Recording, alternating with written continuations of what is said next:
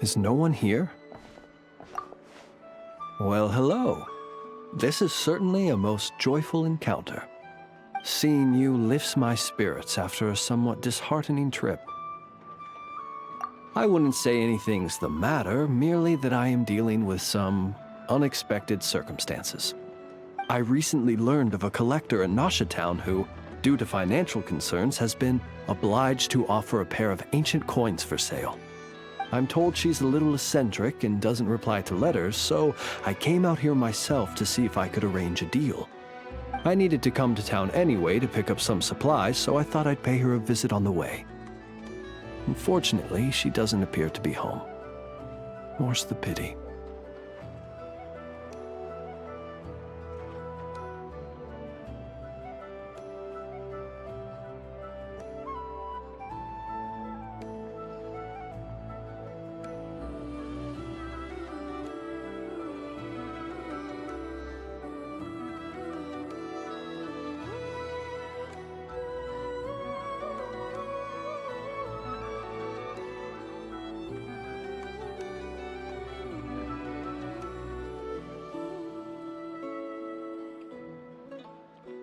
It's just a little hobby of mine. Everyone has something that tickles their fancy, am I right? For me, it's old coins and gemstones. Time is the best filter.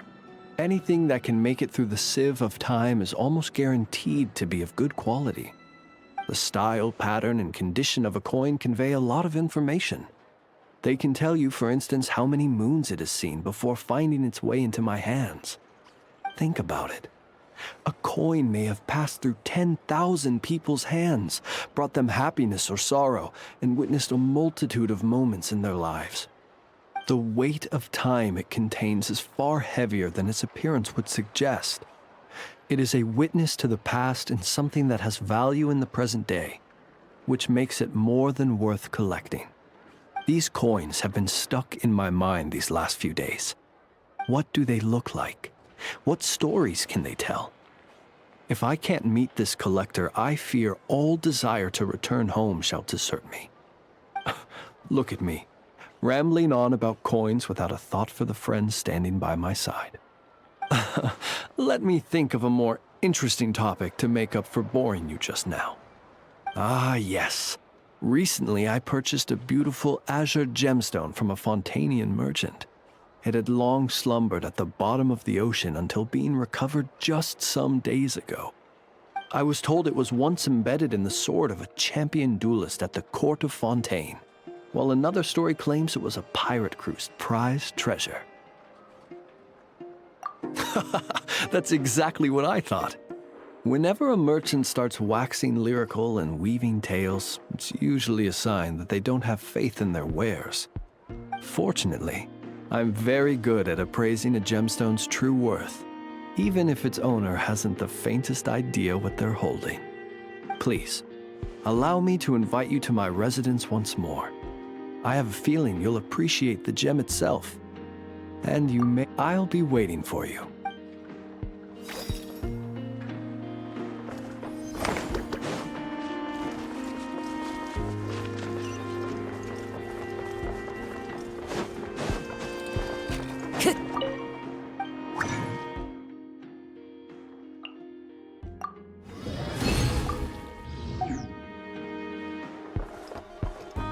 Time to go.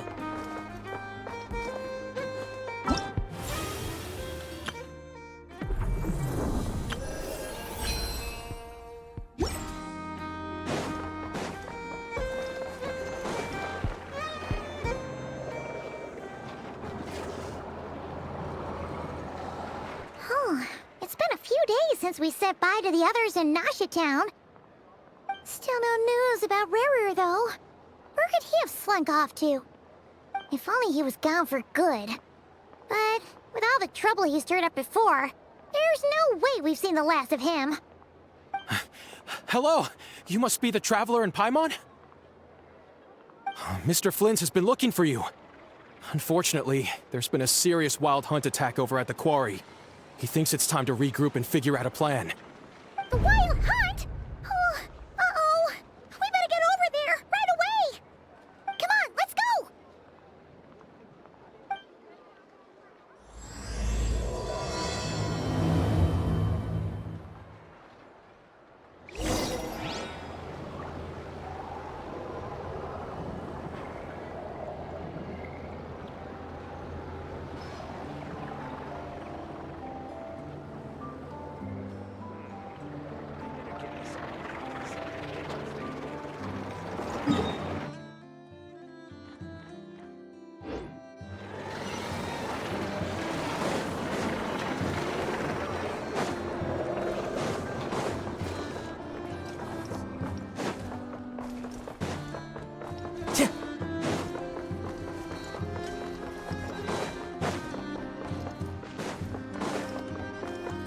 Time to go.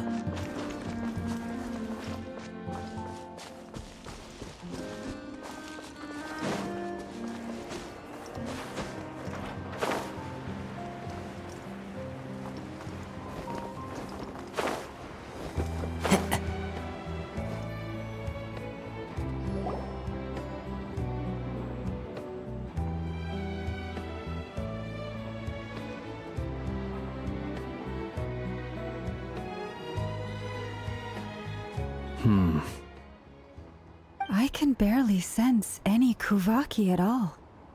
This whole area feels like a soulless husk. Looks like his appetite truly is insatiable. As if the power of that energy cannon wasn't enough. He's not seriously still getting stronger? What's his endgame here? Ah, everyone's here already. Hey, we made it. So, what's going on? We've all been on high alert since we split up a few days back, expecting Rerir to strike again. But it's like he just vanished into thin air. No one has seen him nor found any trace of his presence. That is, until this morning, when a ratnik found signs of wild hunt activity while out here on patrol. As you can see, the crystalline itself is physically intact, but the Kuvaki it contained is all but completely diminished. And we're sure that Rerir did this. Who else? He's the only one who could pull off a stunt like this. Kuvaki loss has reached critical levels. Reikir of Solnari set to maximum threat level. Warning, unless de-escalation measures are taken soon, he will pose a threat beyond our ability to contain. The consequences could be catastrophic. Traveler, do you remember when we encountered Rerir just after regaining his body? There wasn't a shred of sanity left. Nothing but madness and rage. Yeah, didn't he shout out a bunch of names? Then he started raving about how nothing in this world mattered to him. Oh, Paimon gets chills just thinking about it. Oh, but the thought that he's still out there, lurking somewhere in Notcry, waiting for his chance to strike? Oh, even chillier. Last time we fought, we were already at a disadvantage. If he has such overwhelming strength, why would he suddenly go into hiding? Yeah, if I were him and I wanted more Kuvaki, I'd just take it by force. No point staying in the shadows. Unless something went wrong. His whole resurrection thing didn't exactly go smoothly. The other thing is, how does someone who's completely lost their mind still have the wherewithal to cover their tracks so perfectly? Beats me. According to certain medical studies, insanity does not always entail a complete loss of rationality. It may be that he is simply living in a world of his own. That actually sounds about right. He was ranting away to himself the whole time, like he had zero interest in talking to us. There are many unanswered questions here. He could be right under our noses, and we'd still be in the dark. Besides his name and title, we know little about him. Certainly nothing about his past, or what he might be hoping to achieve. Exactly. And we wouldn't even know where to begin looking. Even Boss hadn't heard of the Reikir of Solnari before all this. I'd be willing to bet that even if we gathered together every scrap of intel in Nodcry, we still wouldn't find more than, like, 3 useful facts about him. So, if we do nothing, he'll just keep getting stronger. But if we want to investigate him, we have no idea where to look. Last time we had Marionette and her big robo-buddy to help us, and we still barely held our ground. If we had to face him alone... Oh, Paimon's head hurts just thinking about it. What are we supposed to do against a threat this big? Well, I do have a little hunch about his next move. Given that he attacked the quarry, I'd say it's likely he'll target other places rich in Kuvaki. Somewhere like the Eye of Krati, or the Pillar of Embla. One thing's for sure. If we just sit back and let him keep absorbing Kuvaki, we really won't stand a chance against him. A perfectly reasonable hypothesis. However, it is worth noting that these two locations are quite far apart. To investigate them both, we'll need to split up. I agree, we should split up. Right now, Rarir's goal seems to be gathering Kuvaki, not fighting us directly. Once we're done, let's regroup on Hisi Island. Wait, why Hisi Island? If I recall correctly, your largest goddess statue was carved from Kuvaki-rich ore, was it not? That's right. Yes, it could well be a potential target of his. I should head back and start evacuating the pilgrims.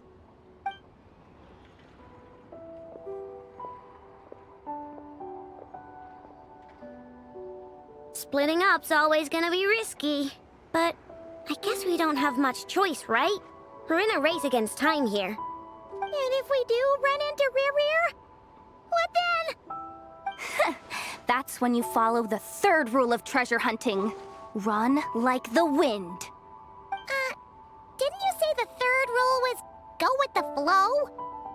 I don't know. Did I? Anyway, whatever.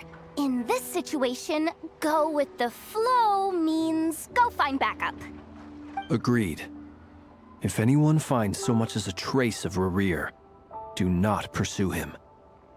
Get out of the area and alert the rest of us as soon as possible. We need to put safety first. All right, we'd better get moving. Come on, Anefa, let's go.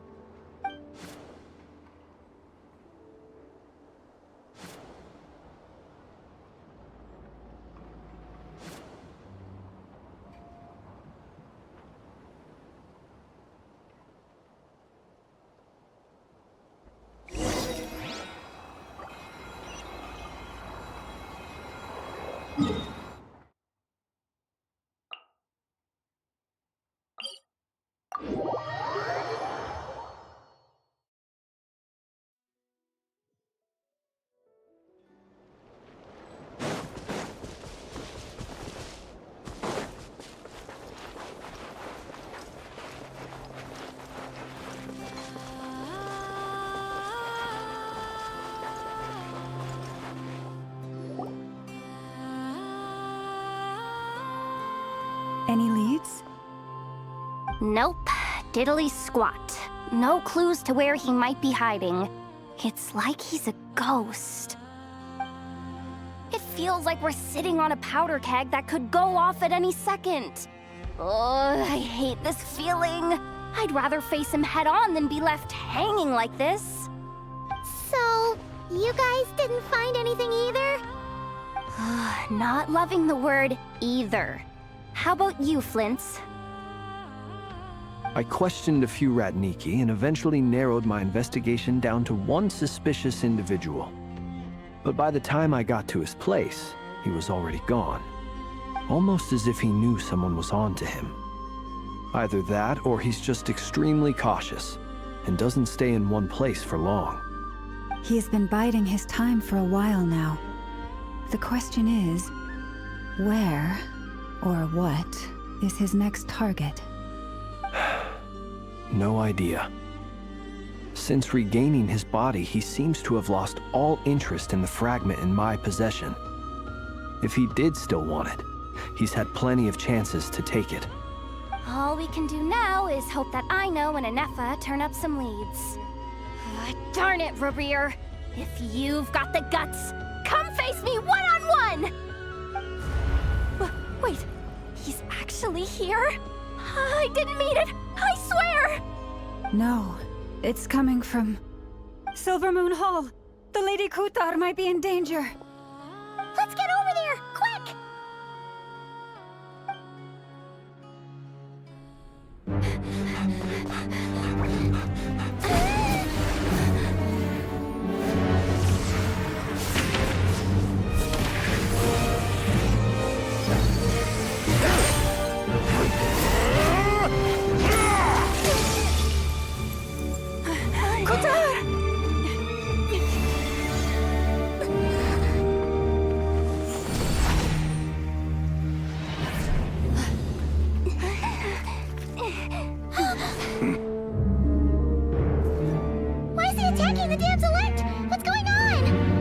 time for questions.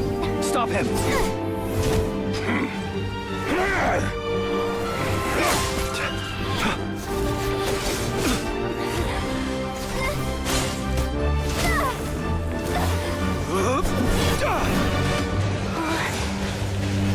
This is insane. Yehuda, get Kutar out of here! On it.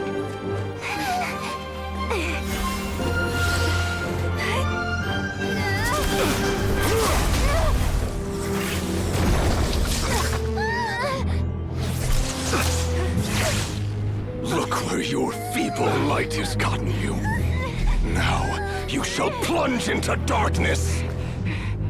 Thalindus, soon, I will find a way. Watch out!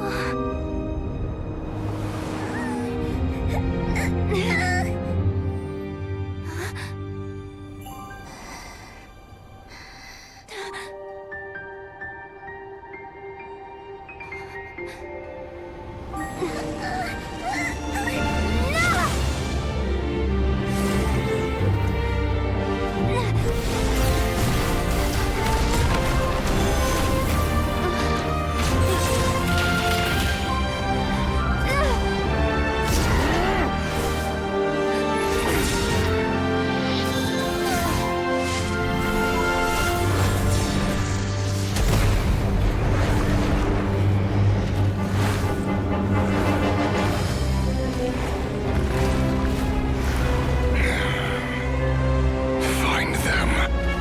Even if it means turning this place to ashes.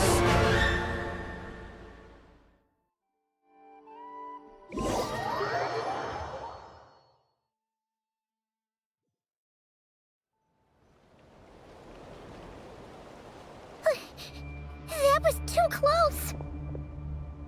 We barely made it out of there alive.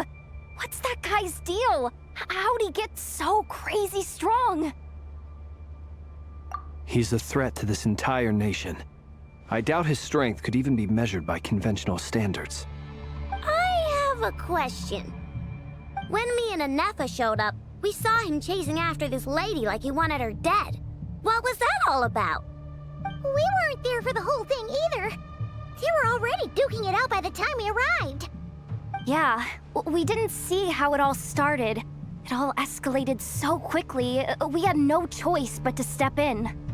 Kutar, can you shed any light on the situation? Kutar. Cross-checking database. I see. So you're the one that the Frost Moon Scions refer to as the Moon Goddess? Wait, she's the moon goddess? Oh, no wonder she looks just like all those statues. There are many reasons why people might worship the moon, and just as many why they might despise it. I've never met that person before, but there was no mistaking his deep-seated hostility towards me. Why he holds me in such contempt, I cannot say. But since he hunts the power of the moon, it's no surprise that I am a target. Kutar. There are many potential motives. For instance, you help the traveler escape his grasp.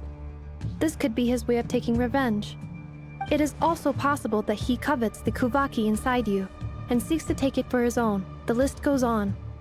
But right now, devising a counter-strategy should be our #1 priority.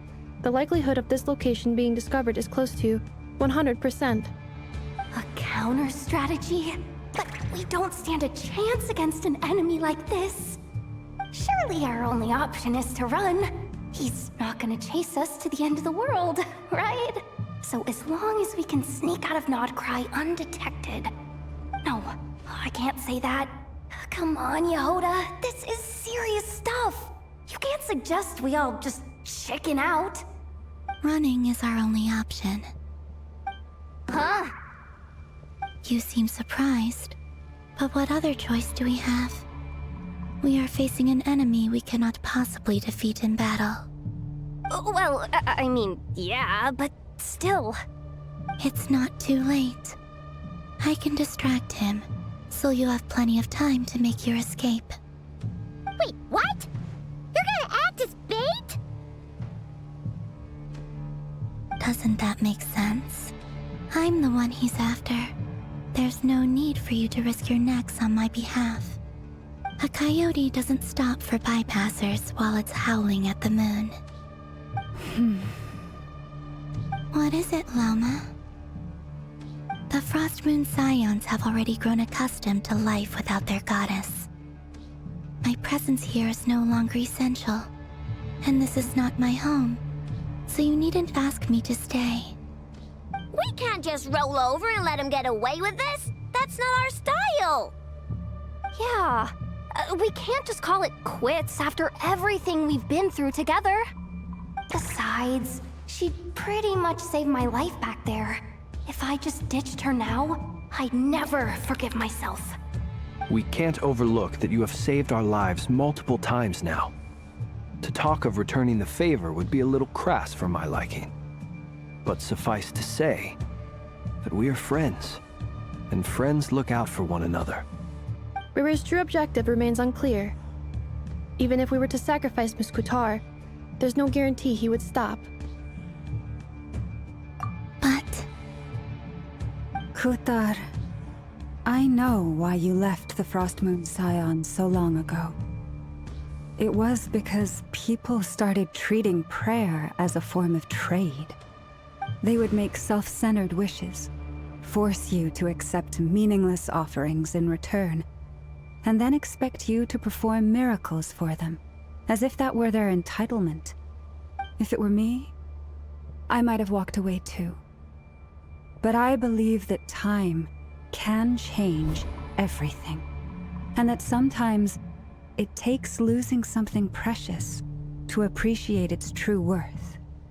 After much reflection, I've realized that this was never about whether the Frost Moon Scions need you. Any relationship based on need is purely transactional. What I truly hope is that you'll choose to stay, not out of obligation, but as part of our family. You were born here, and now you've returned. Who knows? Perhaps it was the moonlight that guided you home. thank you, Lauma. But my power is on the wane.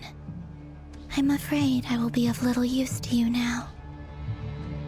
Very well then. I'll do as you say. Both times you saved us, we were transported across great distances in an instant. Is that one of your powers as the Moon Goddess? It is, but I find it very draining. I barely managed to pull it off just now, and it will be some time before I'm strong enough to do so again. Rejected by the world, my power is dwindling. Like a lake cut off from its source, slowly shrinking away. Now, it has almost run dry. What do you mean, rejected by the world? The three moons belong to the ancient bygone era in which they came into being.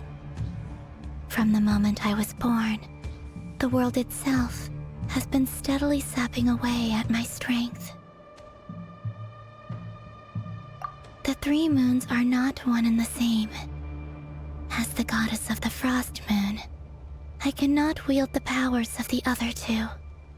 Yet moonlight has a way of blending together. Each can reflect the other's glow.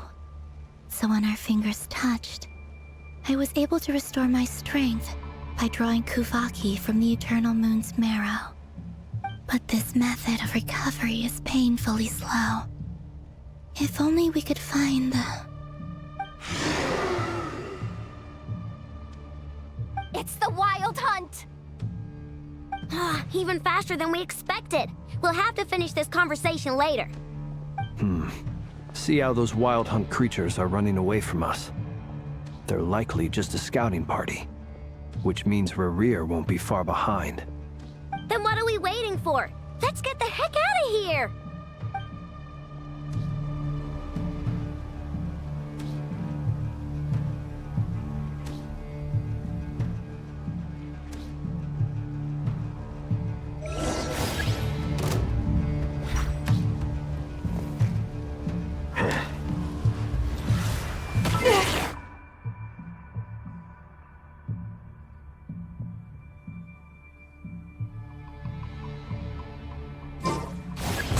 hand.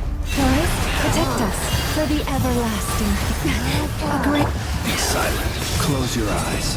Oh, they just keep coming! This is driving me nuts!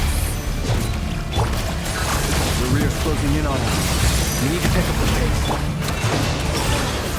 There's too many of them! And this time, we can't fall back on Guitar's house to escape! This goes on much longer.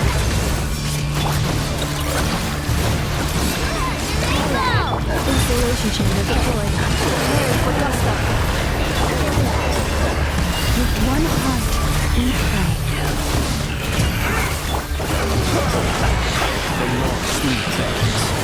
Close your eyes. No claw! Ultimatum protocol. Cleanup sequence initiated. By the frost on the walls. Taurus, protect us. Look! Rainbow!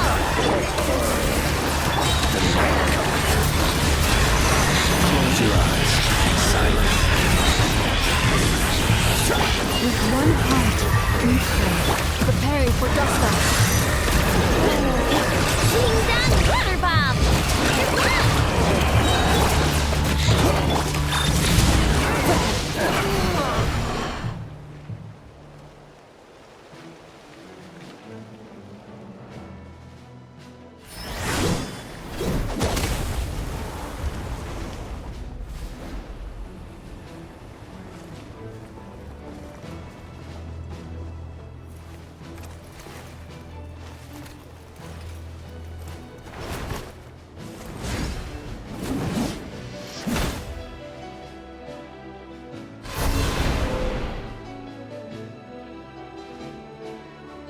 What's the matter? Bit off more than you could chew? Hold up! Who are you? Uncle Varka! You're back from Amsvartnir? Whoa! You're Varka? Grand Master of the Knights of Favonius? We could save the intros for later. Right now, let's get you all out of this hellhole. Follow me. I know somewhere you'll be safe. Oh, is that where I think it is? That's the one. Come on, move! There's no time to waste.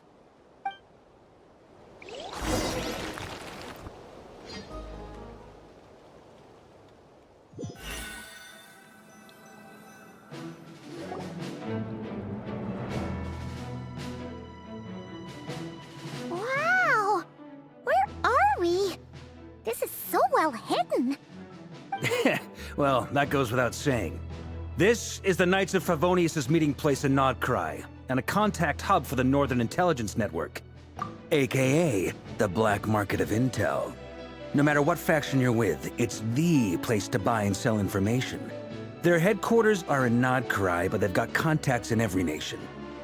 As an expeditionary force on foreign soil, working with them has offered us the most effective way of getting our hands on reliable local intel.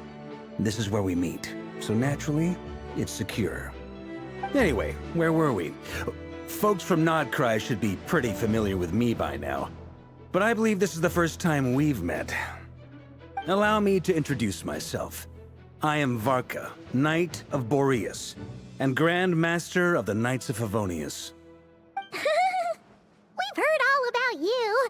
This meeting's been a long time coming.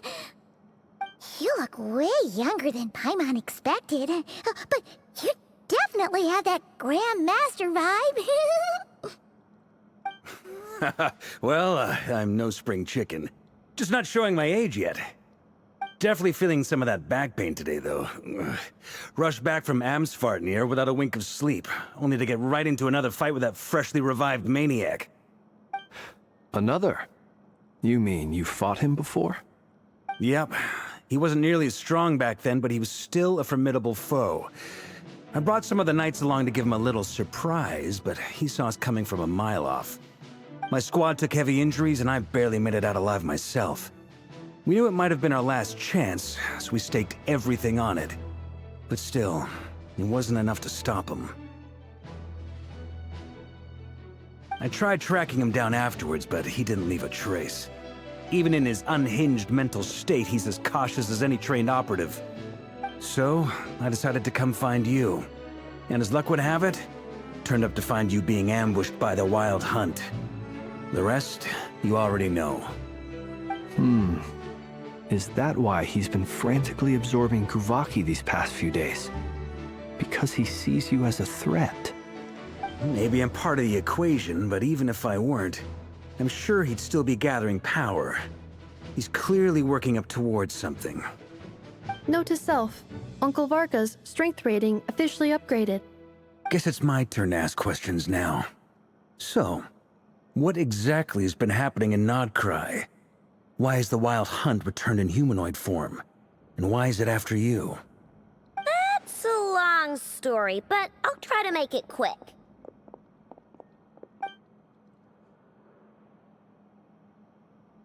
Wow, I had no idea so much had happened. Sounds like you guys have really been through it. So, the Kutar is actually a Fatui Harbinger. And all this Wild Hunt activity in Nodcry is the work of the Raker of Solnari, one of the 5 sinners. That's a lot to take in. Need some time to wrap my head around it all. I'm truly sorry, Mr. Varka. You stood with us against the Wild Hunt, and did everything you could to stop it from escalating into a full-blown catastrophe. And then, the one time you're away, it all comes to a head and all your hard work gets undone. You've got nothing to apologize for, Miss Moonchanter. You can plan 100 steps ahead and still slip up. That's just life. No one knows what tomorrow holds. You can't predict which way the wind will blow next. And, to be perfectly honest, I can't say I'm surprised. For all the times we've defeated the Wild Hunt in the past, we've never been able to completely wipe it out. Turns out, we were just delaying the inevitable. But now that a new variable has come into play, fate may well take a different course. A new variable? You mean... us? Who else? And in a strange way, I think his resurgence might not be an entirely bad thing. The Wild Hunt is like an unrelenting force of nature, but Rerir is an individual with an agenda. He's gotta have a weak spot somewhere. That said, while I was explaining everything just now, some of the points that Mr. Flint's added caught my attention. You mean about our mystery ally? That's right. From what you've said, not only did they lead you straight to some key files, they also shielded Hisi Island from a lethal Kuvaki blast. I don't know who or what could pull something like that off. Heck, even Miss Columbina doesn't have a clue. I hadn't heard the story about those files. Would you mind repeating their titles for me? Wild Hunt Phenomena Log, a Nodcryan Ratnik's Field Journal, and Kuvaki Survey Log. Oh. No. Still doesn't ring a bell. Another dead end. Guess all we can do now is hope that our mystery ally keeps showing up when we most need them. Still, it's safest to assume they won't be intervening again. From here on out, we'll have to resolve this crisis by ourselves. Your intel also explains something else I've been wondering about. The reason I led my team to Amsfarnir was because we'd had reports about a possible source of the Wild Hunt showing up there. But once we looked into it, it turned out to be a red herring. I don't know who was behind it, but clearly, it served its purpose. I doubt it's by chance that he happened to make his comeback while my attention was diverted. And from everything you told me, it sounds like his scheming began well before his return. So maybe luring me away was all a part of his plan. But is it even possible that he orchestrated all of this by himself? The Moon Maiden and the Raker of Solnari, Nodcry of all places. The way everything is unfolding, it can't be a coincidence. So, what do we do now? Got any ideas? Right now, we've got at least 3 things to consider. Let's go through them one by one. First, we need to figure out how to take down Rerir. If we can't beat him in a straight-up fight, the rest won't even matter. To my knowledge, the bulk of Nodcry's fighting force is already gathered here. But even with everyone united, we're still no match for Rerir in his current state, let alone with his power still growing. What if there was a way to tap into a new power of our own? How so? Have you thought of something, Columbina? 3 moons once watched over this world. The Eternal Moon was the largest. The Frost Moon was the brightest. And the Iridescent Moon was the most mysterious. They say that back then, the 3 moon goddesses wielded immense power. Enough to shape the workings of the world itself. I now bear the Frost Moon's power, and the Eternal Moon's marrow resides within the Traveler. Hold on. Are you suggesting... The iridescent moon, the last piece in the puzzle. That's right. If we can find the Iridescent Moon's marrow, I will be able to regain my strength much more quickly. The 3 moons are said to stir the tides and illuminate all things. Perhaps they hold further secrets beyond our understanding. According to my analysis, the solution is feasible. However, it is subject to one major condition. How do we locate the Iridescent Moon's marrow? I know a way, but we will need to visit the Fatui's Experimental Design Bureau. The Experimental Design Bureau? Are you saying we need to involve Marionette?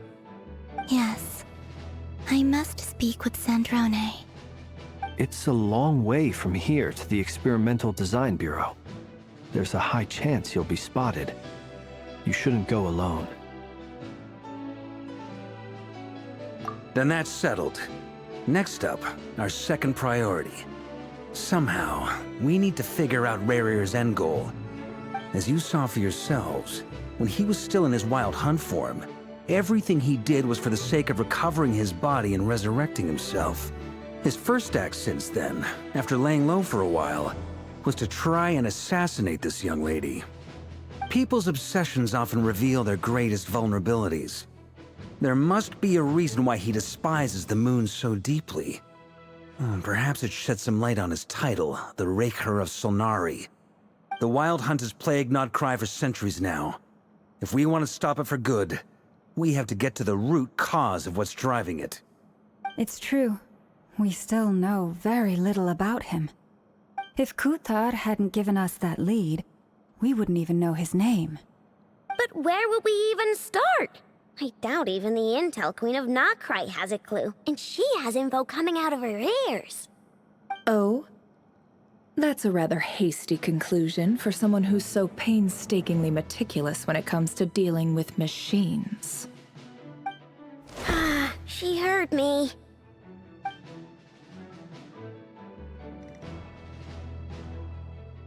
Boss! What are you doing here? I'm now asking myself the same question.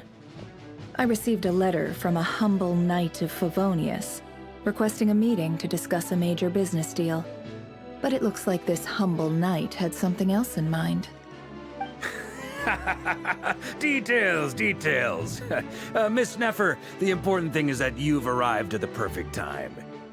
Since his failed ambush, I've been racking my brains trying to come up with a plan to fight Rarir.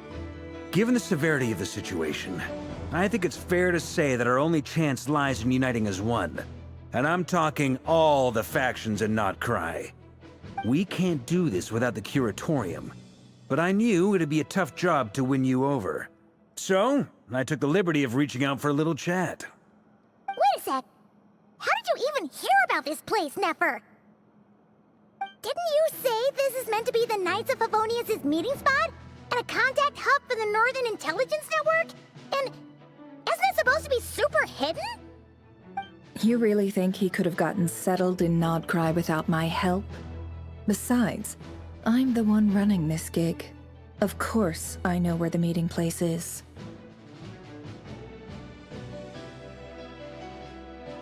Allow me to introduce the current head of the Northern Intelligence Network.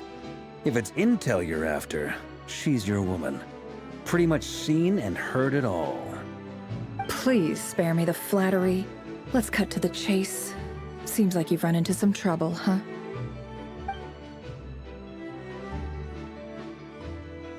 Well, this certainly qualifies as an unforeseen crisis. On behalf of the Curatorium of Secrets, I wish you all the best of luck. So you're just going to sit this one out? Why should I get involved? What could possibly be in it for me? What if we told you we can't do this without you? Oh? Then I'd say, you'd better make it worth my while. I don't work for free. I can't put a price on something like this. It's just not in my nature. But then again, you and I have always been polar opposites in this regard. So I can't exactly say I didn't see this coming. If you insist on compensation, I will pay you. Consider this a formal commission. Sound fair? You just don't give up, do you? Too bad. I know you well enough to know you can't afford my prices. The riskier the job, the more it'll cost. And a moon chanter's stipend isn't exactly generous. Unless you're planning to start passing the donation box around among the faithful. Boss, just a thought. If they come up short, maybe you can take the difference out of my next few paychecks. Things got really dangerous during the fight with Rerir. If this girl hadn't saved me, I'd be ley line fodder by now. I'd be gone for good, boss. If there's any way we can make this work, I'd really like to help her. Please? I'm begging you. This is why I'm always telling you never accept favors. They are the hardest debts to repay. You have to be careful who you get involved with, or you invite all kinds of misfortune. Very well, Yehoda, I will help. But just this once. Don't count on this happening again. Flynn's, that fragment that Rerir was after, do you still have it on you? Of course. Let me borrow it. I need it to follow up on some leads. Wait, you actually have some leads? Shh. This is top secret information. I get it. We all have things we'd rather keep to ourselves. Plus, I know we can count on you, so we'll leave the intel gathering in your hands. And that brings me to the third and final item. We need to find a way to distract him. We need time to make our move, so someone will have to stall him. I'm in for this part, no matter what. Anyone coming with? Count me in too. Come off it, you two. Quit playing heroes. I'm way ahead of you here. Nefa did a scan of the Moon Goddess's Kuvaki signature, and we're gonna use it to make some decoys over at the Kramkake craft shop. Anyone who's in, follow me. Once they're ready, we'll deploy the decoys across Nogcry. So as long as the rest of you keep moving, he won't catch on to your scent and won't be able to track you down. I like it. Genius idea. No biggie. All right then, we'll split into 3 teams. Once your team has finished their mission, return here and wait for the others. Dismissed!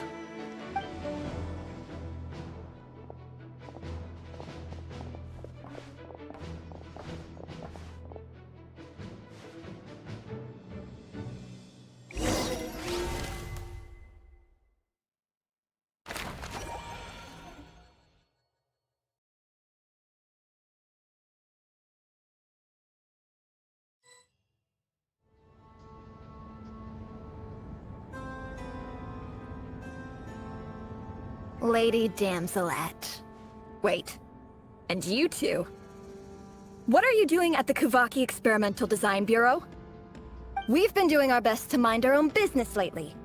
But if you're just gonna waltz up here like this, you're seriously pressing your luck. Don't blame us for doing what we have to. Huh. You really think that's gonna scare us off? We're not looking for any trouble. I just want to see Zandrone. Do I need to remind you that you're still a wanted fugitive for deserting us? Out of consideration for our former ties and the crisis we're all up against, we'll let you leave in one piece. But don't even think about trying to get inside. Let them in. But... Are you going to make me repeat that? No, my lady. Sandrone seems to be in a good mood. Must be maintenance day.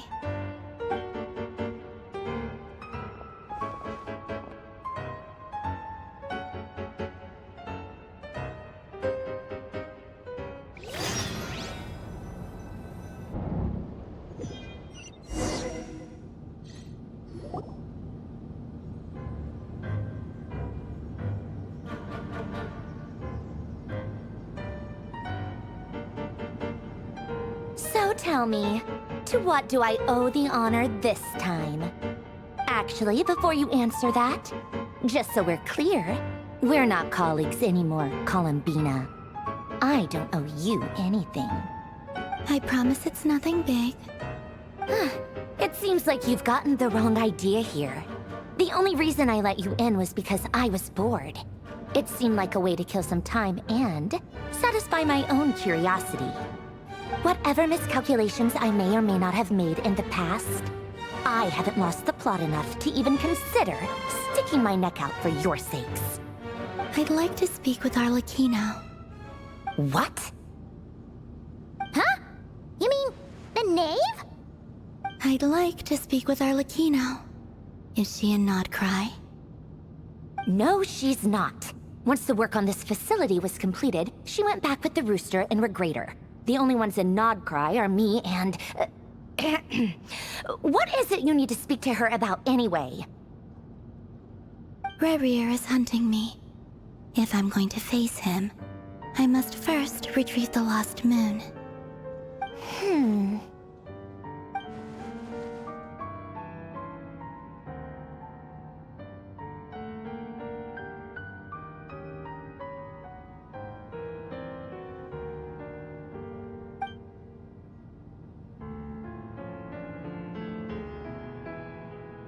Is that a no, then?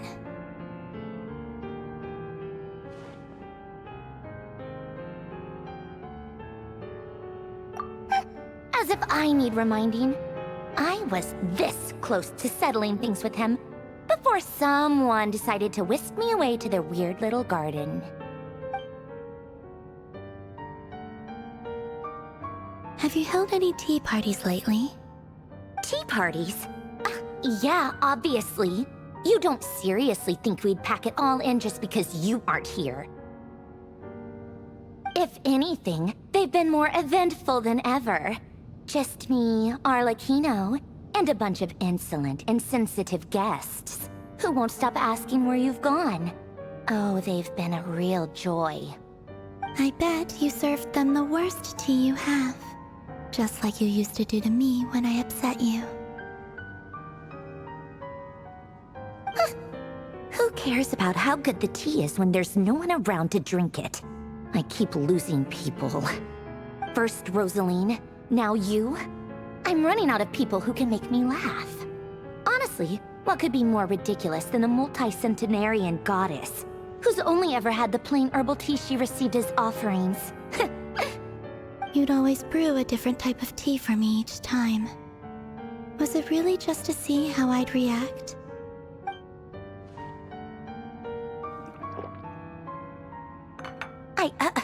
Well, duh. Why else? Watching you squirm was practically my only form of entertainment.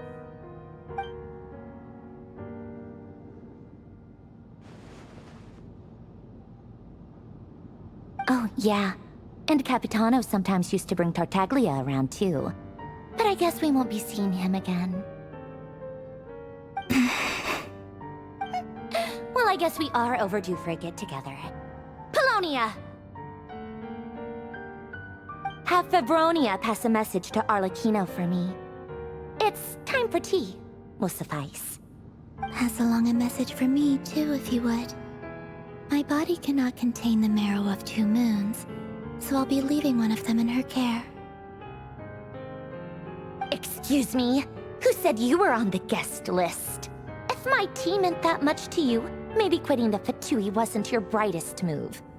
Back when you were under the Tsaritsa's protection, no one would have dared come at you so openly.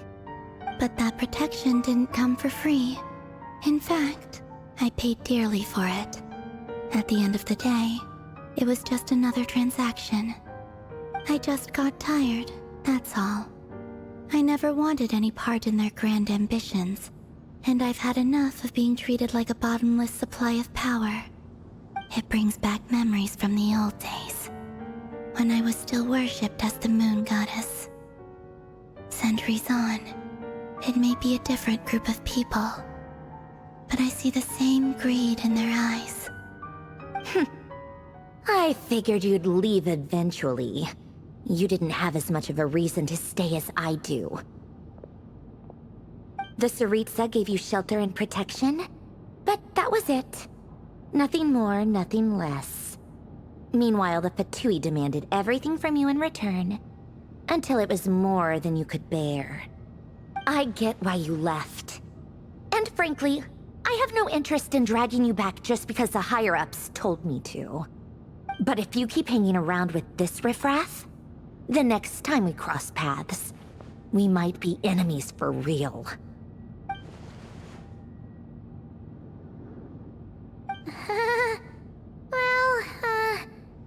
Guess that's our cue to leave. That might be your plan. But it sounds like someone else wants you to stay a little longer. Huh? What do you mean? Listen.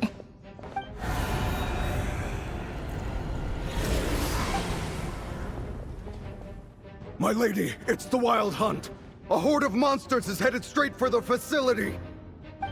Another uninvited guest trying to crash my tea party. Clear the area! I'll handle this.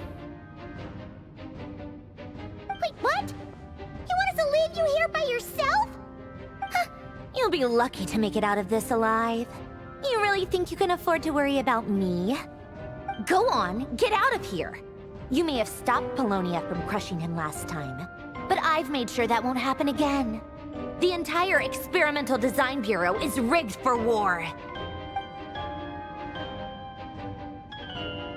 Stay and watch if you want, but it'll be at your own risk. You're not flagged as friendlies in the weapons system. Don't tell me what to do! Look, if you're leaving, make it quick. Or you'll just get in my way. There's a secret passage on the second floor. It'll take you right to the plains out back. Stare all you want, Columbina. You're not getting another invitation to my tea party. I know. But thank you anyway, Sandrone.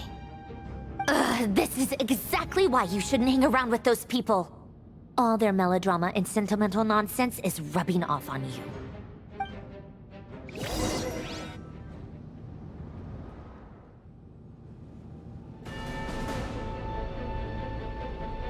Come on then, Mr. Ray here. Let's pick up where we left off. It's your Wild Hunt monstrosities versus my beautiful creations. Let's see who comes out on top.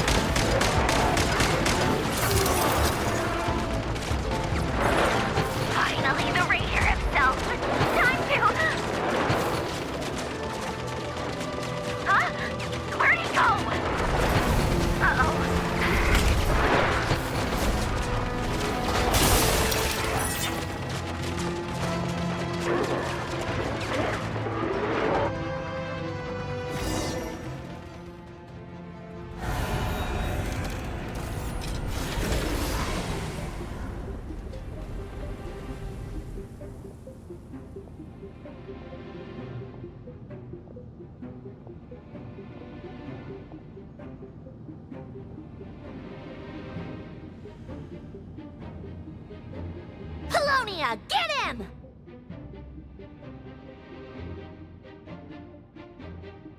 I've upgraded Bologna again since our last encounter, and uploaded every last scrap of your data. So let's finish this, once and for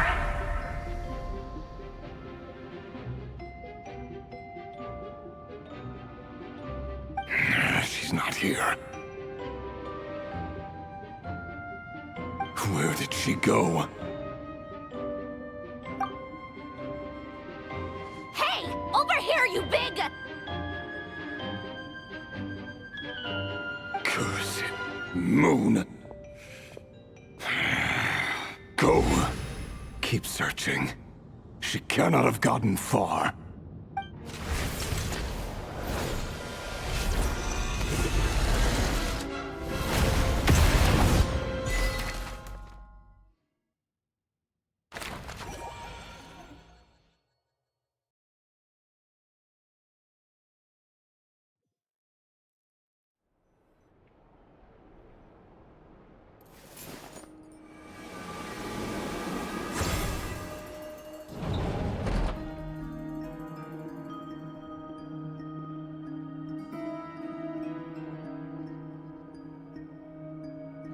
So this is your method for investigating Rarir's past? It almost looks like some kind of ceremony. Good deduction.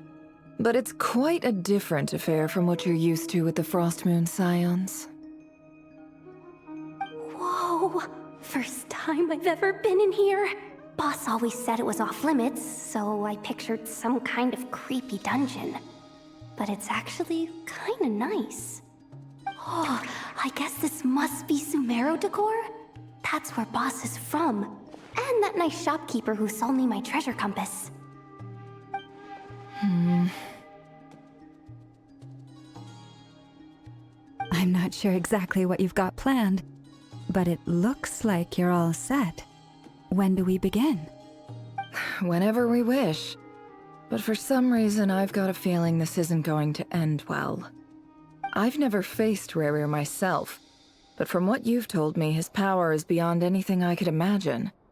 I, on the other hand, am just an ordinary businesswoman. Our paths should never have crossed, yet here I am, forced to make an enemy of him. If you ask me, you're about as far from ordinary as it gets. So what are you saying?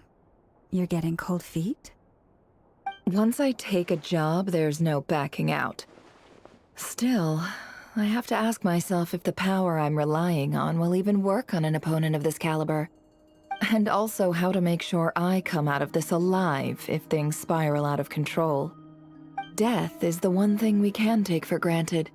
It is the great equalizer, however fortunate or unfortunate we may otherwise be. So it's important to consider how to spend what lifespan we have left.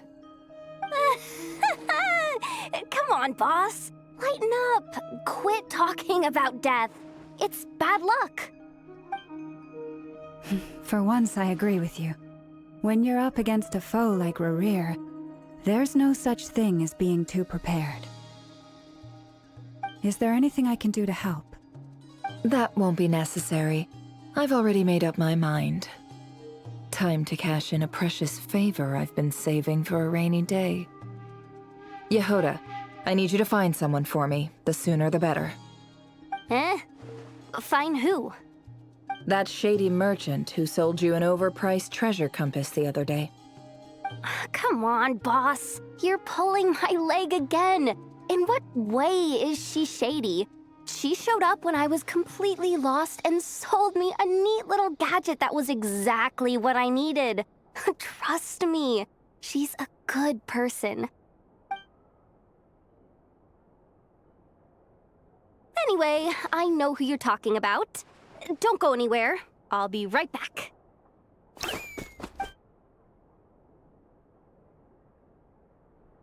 Quit dragging me. I genuinely can't run any further.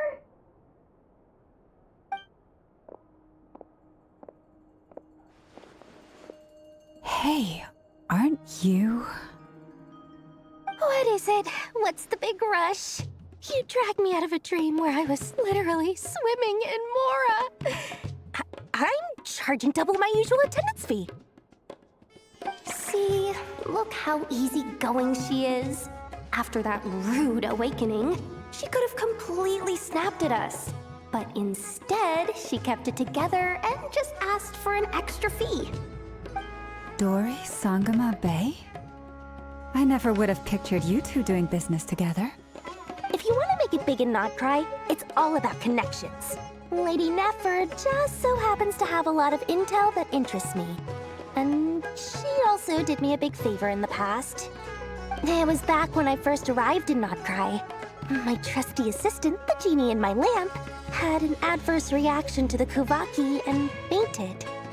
And wouldn't you know it, that's when I suddenly find myself in a life-or-death situation. Good thing my compatriot was there to swoop in and save the day. I've been giving her a 30% discount off all of my goods ever since.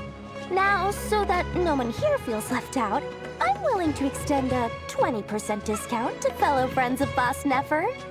Plus, any other friends you send my way will enjoy 10% off. What can I say? The great Lord Sangama Bay is nothing if not generous. So, let me guess. You've run into some trouble? I've got everything you could possibly need, and the more you buy, the more you'll save. You guessed correctly. What have you got in the way of survival gear? The one type of gear I've never been short on. What are you looking for? A jetpack fresh from the Academia's labs? An ancient suit of armor dredged up from the bottom of the sea? At the very least, I need to know what kind of opponent you're dealing with here. If even you're worried about staying alive, it must be pretty serious. What if I told you it's someone with the power to bring a nation to its knees? Is that so? Then we really are talking top-shelf treasures. I don't have anything like that in stock right now. I'll have to ask my supplier. Your supplier? A powerful woman, make no mistake. I can't reveal her identity, but luckily for you, I hear she's planning to visit Notcry in the near future. If you're willing to wait, I can ask her when she's here. Can't say exactly how long that'll be, though. Then, let me put it another way. What would you do if you encountered an enemy like that? Roll over and serve yourself up on a silver platter? Of course not. I have a handy little trinket from one of my generous suppliers, which... Hold on. What exactly are you getting at? No, no! This is for my personal use only! Let's just say I'm borrowing it, all right? Just for insurance purposes. You'll get it back later. Favors are the worst kind of debt to owe, and now you've got a chance to repay one. A win-win situation, don't you think? Fine. You can borrow it for 5 days. No, make that 3. And for every extra hour after that, I'm charging you 1,000,000 mora. Deal? Deal.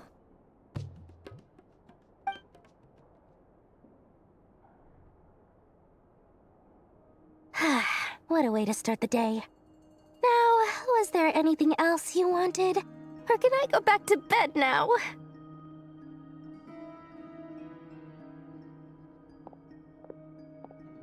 That will be all. Take care now. Don't trip up on your way back, friend. See you later! You're my favorite shopkeeper.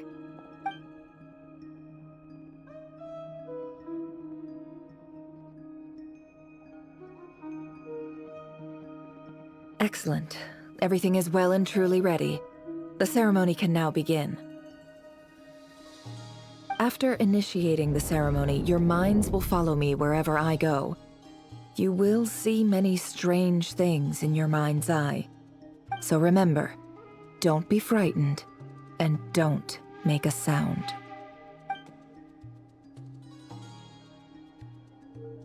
Now then, let us peer into the Raker of Solnari's past.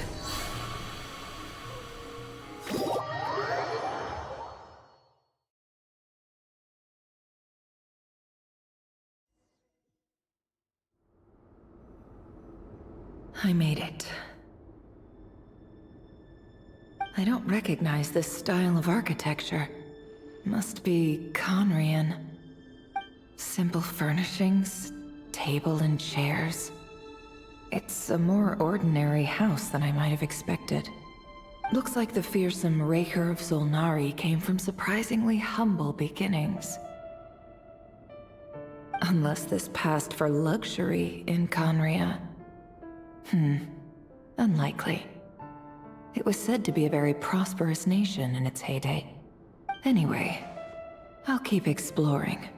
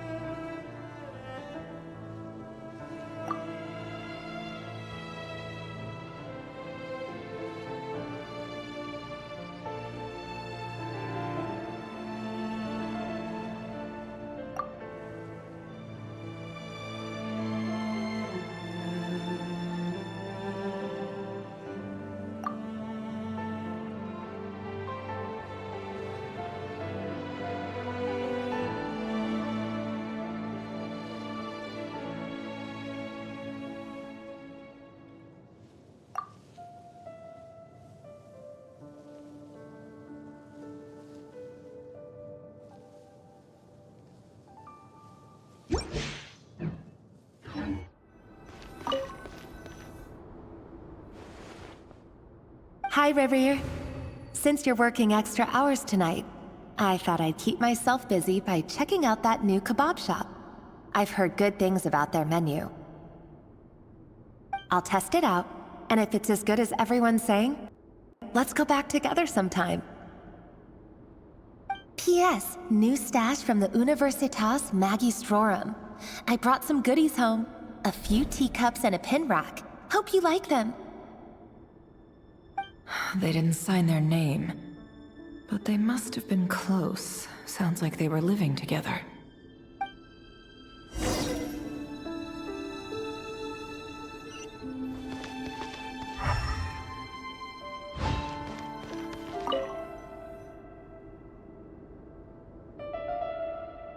I went over to Joseph's for drinks today. They have a fine collection, but I went alone. Felindis was tied up with something and couldn't make it.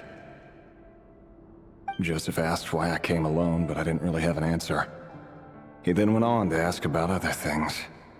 If you ask me, someone who asks that many personal questions is too nosy for their own good. But if he invites me again, chances are I'd still go. Felindis.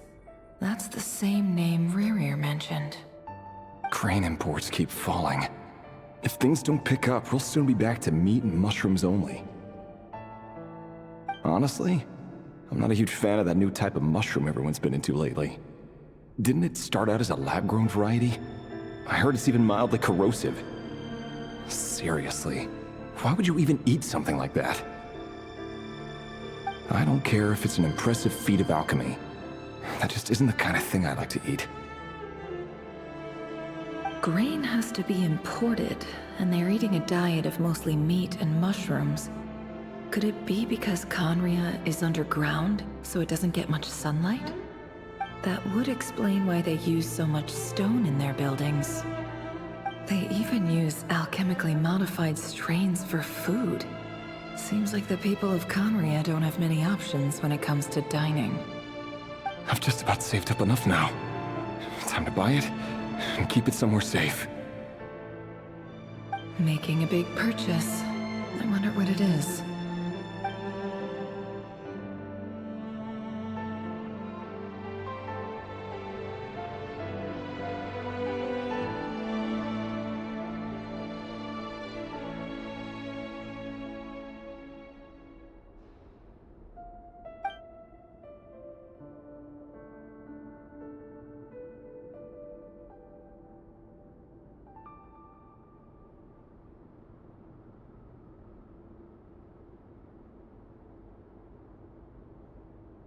He really is a professional.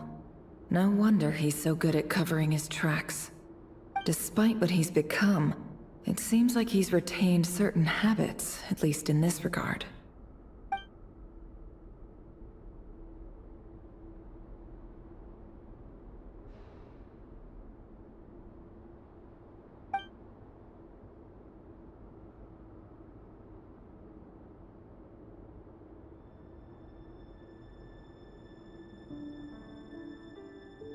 Did Rary rip it out himself?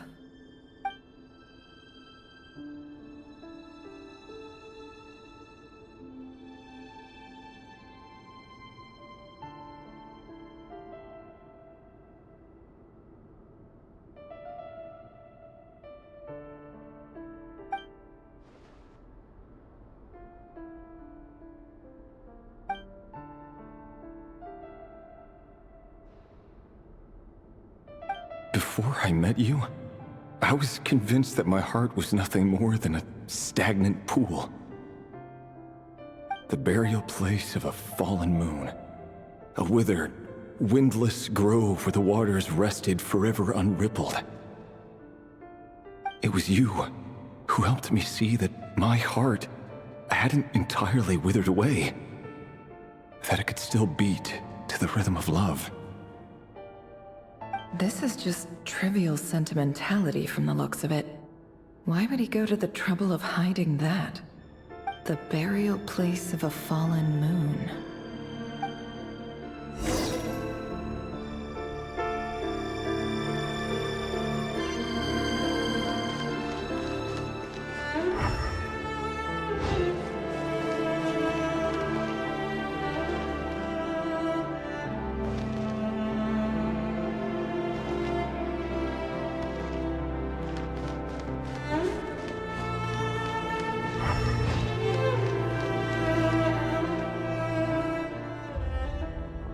Revere, over here. Dane! Oh, and, Vedelson here? What a surprise to see you here, sir. Hello there, Revere. You need not address me so formally outside of court. He doesn't get that much free time, so I invited him over for a drink. Even the court prophet deserves a break every now and then, right? Well, I'm flattered. So, what are we discussing today? Hey, don't look at me.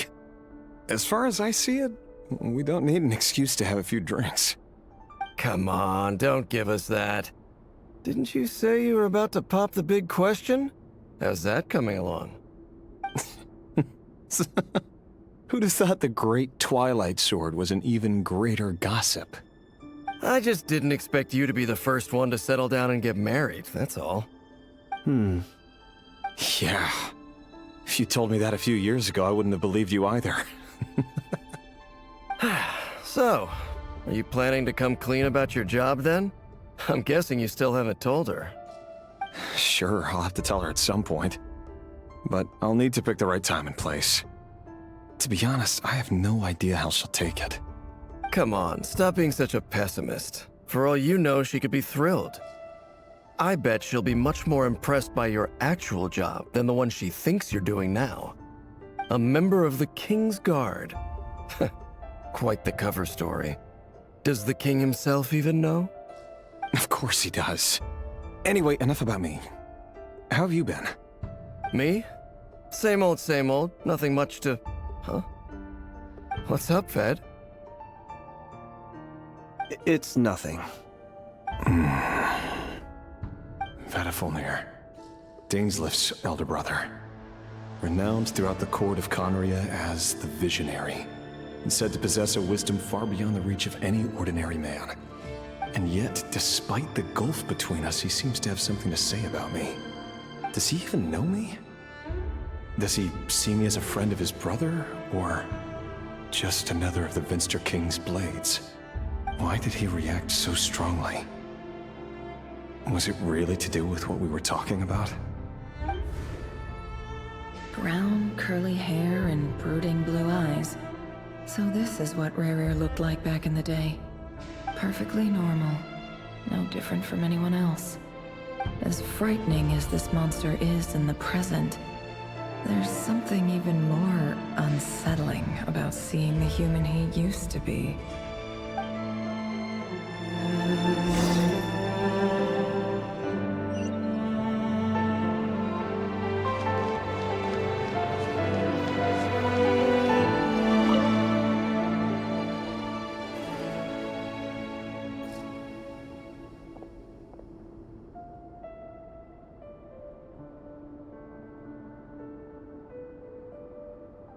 Felindis? You're back early? Our equipment's being serviced today, so I got off earlier than usual. How's your day been? Aw, why the long face? Is something the matter? Has your boss been giving you a hard time again? Went for a drink with Dane and the others after work. Isn't that a good thing?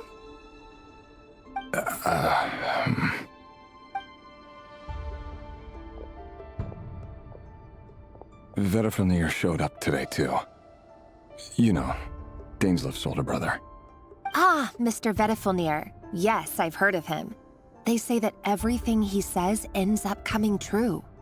He overheard Daneslif mention that I'd recently proposed, and seemed to have an issue with it. But when I asked what it was, he kept it to himself. So, you're worried? You could be such a child sometimes, Revier. We're nobodies. Why would the Visionary be concerned about us? I'm sure someone in his position has much bigger fish to fry. Maybe you're right.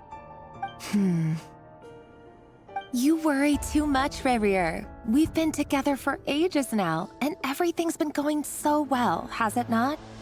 You've even proposed to me. So, you do remember. Tell me then. What's your answer? Like I said, I need some time to decide. You can't just rush into things like this. We may be nobodies in the grand scheme of things, but if we want things to work out, we've still got to plan ahead. All right. Take your time. Just don't keep me waiting forever. Nobodies.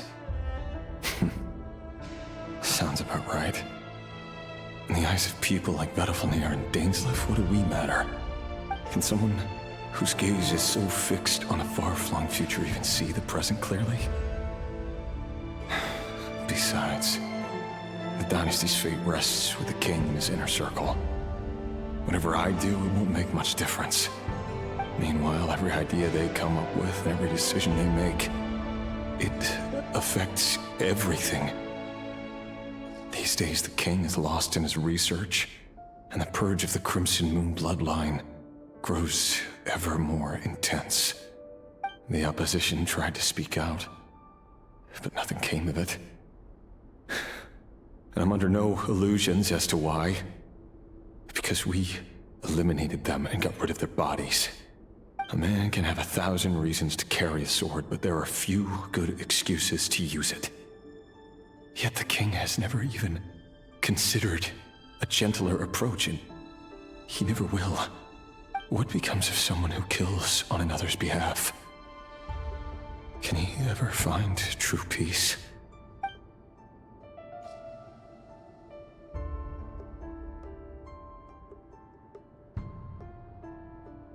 Felindis?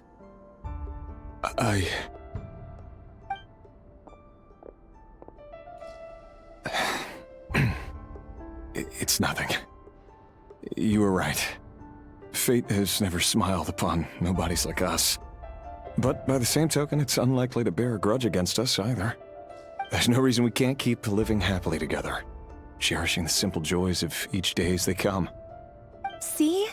You just need to stay positive, Revere. I can feel your warmth, your breath. You're right there, right by my side. Just seeing you makes me happy in a way I can't explain. And that's something that no one could ever take away from me. So smile, my love. Let go of that frown. You're right, Thelindis. I've just been overthinking things. That's better. Getting caught up about things like this will only ruin our evening. Speaking of which, all set for the ball tonight? I need to go get ready. You go ahead. I just have a few things to take care of, then I'll come join you. Even busier than the big shots, huh? Fine, I'll go get started. But don't be late. If you keep me waiting too long, I won't be a happy bunny. Relax. I'll be there. Seriously, though, you drive a hard bargain. You're really gonna leave my proposal hanging and still expect me to take you to the ball? Well, that goes without saying. I already told everyone I'd be coming with a dance partner. Besides, they're two completely different things. Let's take it one thing at a time, all right? All right. White outfit it is. It seems like Rerir was deliberately hiding his ties to the intelligence services by giving the impression that he was just an ordinary member of the Vinster King's Guard. He clearly doesn't want his would-be fiancée to know about his other life. Then again, that's hardly surprising. People in the intelligence trade rarely do. Who'd have thought we were in the same line of work? Let's dig a little deeper.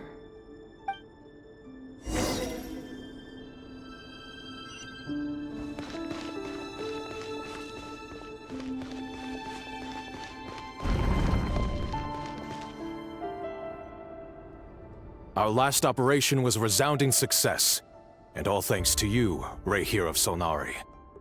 In total, we apprehended 32 dregs of the Crimson Moon, and 67 accomplices. After all these years since the dynasty's fall, so many of them still linger on. Indeed, it cannot be denied. Yet it was destiny that the Crimson Moon should be overcome by the eclipse, and that His Majesty, the all-seeing Vinster King, now guides our nation on the path to prosperity. Conria has no further need for a dead moon. But alas, there will always be those who refuse to see the truth, choosing instead to romanticize the past. That's not entirely true. Much about the Crimson Moon era was worthy of remembrance, and that's exactly why they keep trying to see it restored. Many of its secrets remain unsolved to this day. As it happens, that's precisely the field of study my partner is devoted to. You still haven't told her what you really do for a living. Where would I even start? How do you tell someone that you're one of the King's hand-picked executioners? That your hands are steeped in blood? You didn't choose this life, any more than I did. Orphans like us don't get a say. But I'll sure as heck be the one to pay for it. Speaking of which, we need to be more rigorous in the way we identify direct descendants of the Crimson Moon. Someone, it seems, has strong opinions about my future plans. Most likely my marriage in particular. I have a feeling that we may soon become targets of the Crimson Moon's retribution. Your concerns are not unfounded. They've taken out many of our colleagues these past few years, and for that very reason. These are no helpless lambs we're leading to the slaughter. They're wolves in sheep's clothing. Take care, Rehir of Solnari. I look forward to toasting you at your wedding. Thanks, Thorkel. You look after yourself, too.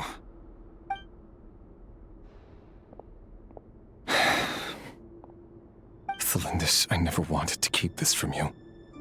You're the last person I would ever want to lie to. But that's exactly why I can't tell you everything. There are things you shouldn't know. Things you cannot know. The moonlit dynasty's are a thing of the past. Yet even now, with the sun shining high in the sky, there are those who would call forth a dead moon's ghost. Could that be why Vedalfnir held back? Or was it because of some court secret he's not at liberty to share? I have to get a clear answer from him. No matter what happens, I will protect the Lindis. Rerir seems to be very concerned by Vedalfnir's reaction. Vedalfnir and Dainsleif, the Visionary and Twilight Sword. So that's what they were really like. I've investigated this whole area now. There doesn't seem to be any other memories here. Should I try somewhere else? Wait a second. What's this black smoke?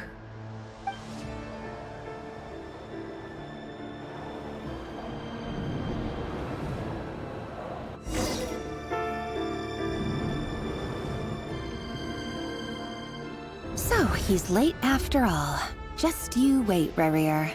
You're in for it. Big time. Are you waiting for someone, ma'am? Could I tempt you into buying some flowers? Oh, sure. Pick me out a pretty bunch if you would. Thank you. But I'm afraid none of them are as pretty as you. For someone so young, you sure have a way with words, don't you? I'm only telling the truth. Look me in the eyes. You'll see I'm not lying. May we have a word in private? Who are you? And what do you want? It doesn't matter who I am.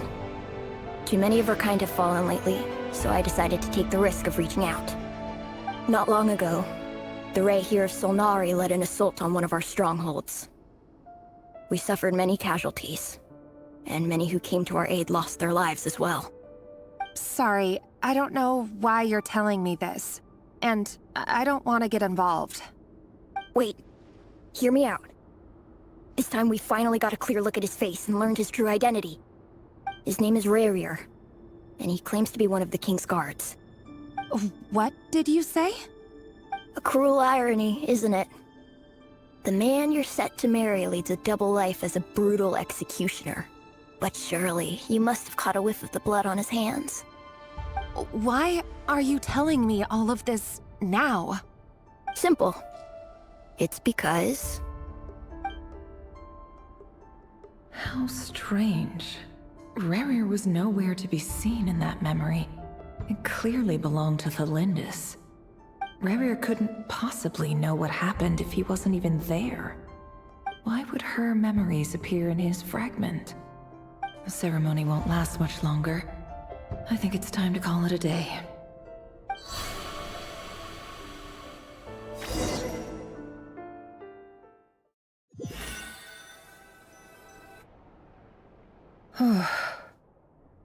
So that was your doing? Did you just pull us inside Rerir's fragment to spy directly on his memories? Any more questions, and I'll have to start charging. I had no idea you could do that, boss! Seriously, that was amazing! We're not worthy. We're not worthy! I gotta admit, though, I'm itching to see what happens next. Feels like we barely scratched the surface. I'm just as curious as you are, but the ceremony only allows for limited time inside. That's all we can see for now. Luckily, we managed to learn quite a lot. So far, so good. I just hope the others are doing okay too. Especially the group with the Traveler. Their mission is a risky one. Let's hope it's all going smoothly. If you're worried about them, go see how they're doing. If I know Boss, she's gonna need some time to write up all the details and make sure it's all coherent. I'll stay behind to lend a hand, but feel free to head back and meet up with the others.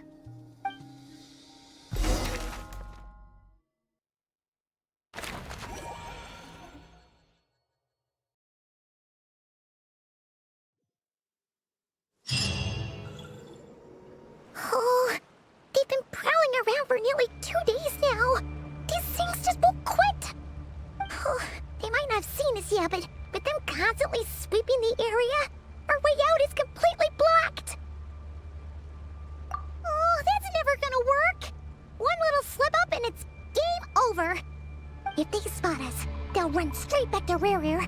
And once he knows we're here, it won't be long before he's breathing down our necks again. Oh, guess you're right. All right, time to zip it.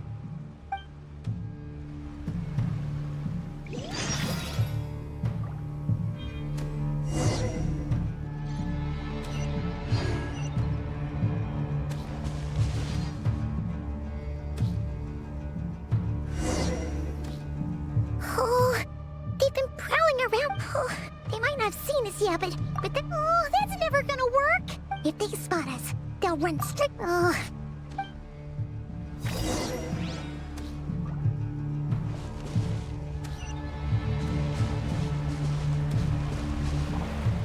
Quick, hide! We almost got spotted.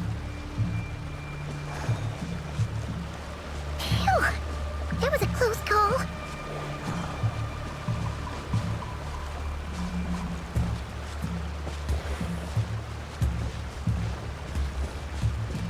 Watch out! He's coming this way!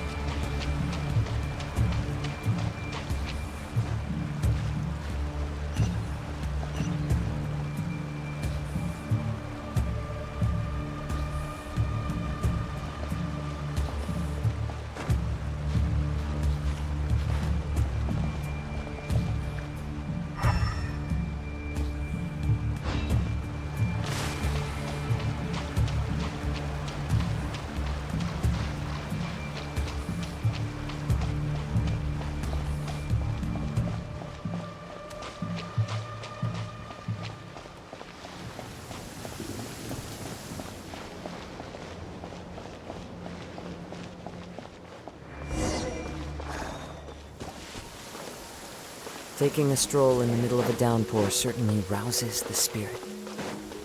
But it's best to dry your clothes as soon as possible after the rain stops.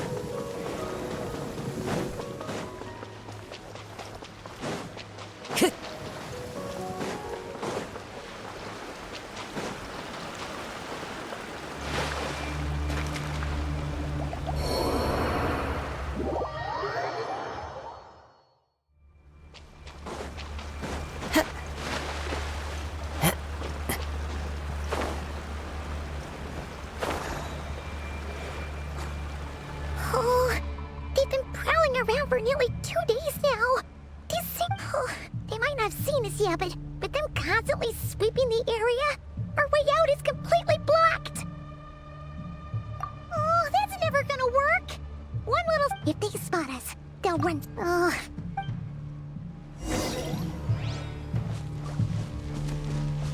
Quick, hide! We almost got spotted.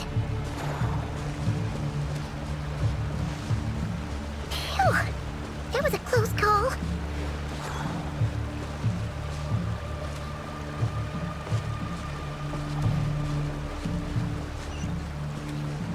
Watch out! He's coming this way!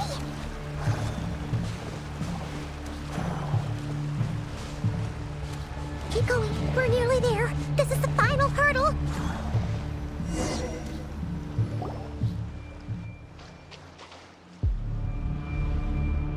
Oh, there's no end to these things.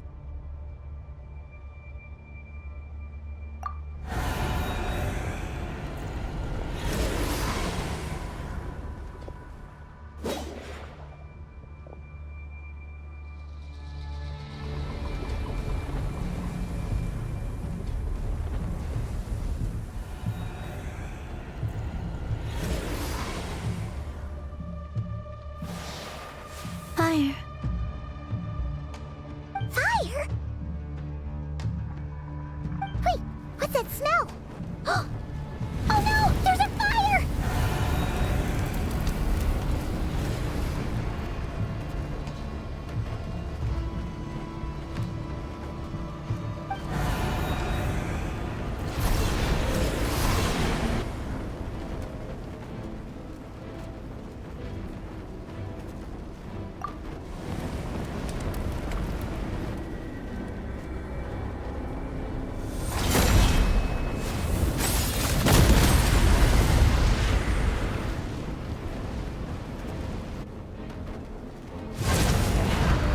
Sandrone was right. You look weak, Columbina. The old you would never have let such lowly creatures bar your way. Word has it that you did something for the Tsaritsa, and that's why you've lost most of your power. Freedom comes at a heavy price, doesn't it? It's Arlecchino! You came! Hello again, Columbina. And greetings, guests of the House of the Hearth. It's been a while, Arlecchino.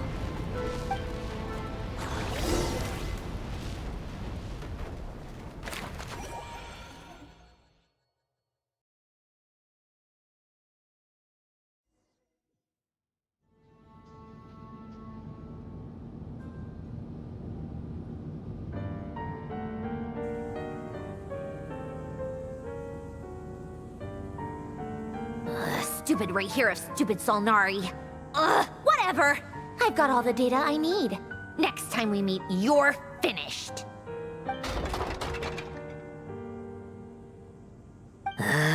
He sure doesn't pull his punches. Excuse me, do you need a hand? You can do me a favor by staying out of my way. Can't you see I'm busy? Wait a minute. I recognize that voice. Hello, Miss Sandrone. Father sent us over to help. How considerate of her. Hey, Fremine, get over here and help me fix this. Lenny, you do your thing. Just keep your sister away from my machines. Nearly every machine that cat girl touches ends up going haywire. Go put her on cleaning duty or something.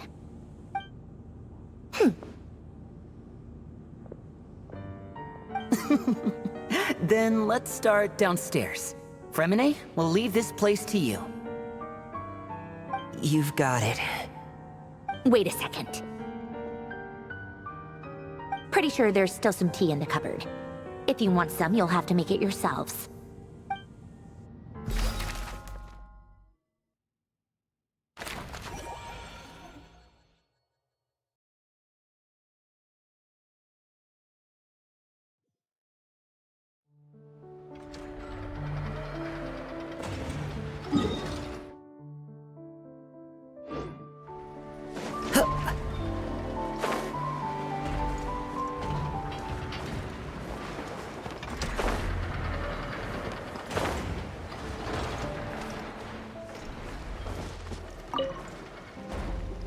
Little dearie, you gotta eat your breakfast, or you're never gonna grow up big and strong.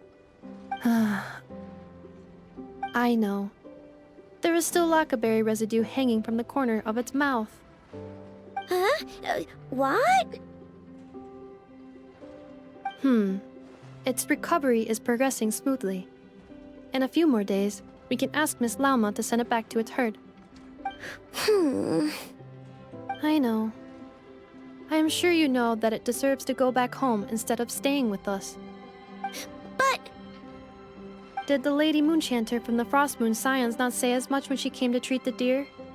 Its family might be worried about it. Once it has recovered, it would be best to send it home. I know, but, you know, it obviously hasn't recovered yet. Does your leg still hurt? Do you want to go home? I know. Didn't the Lady Moonchanter promise us that she would come and pick up the deer? When the time comes, let's ask her to listen to what the deer has to say again.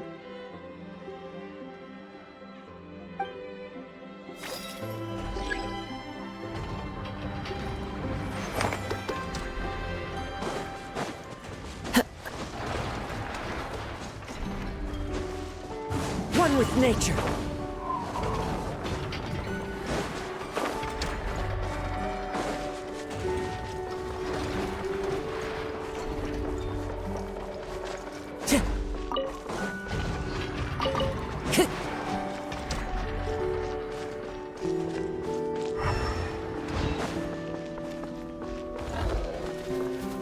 Into the wind.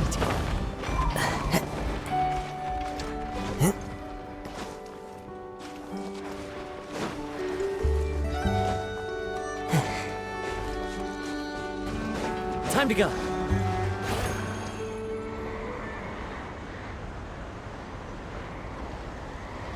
Follow the wind.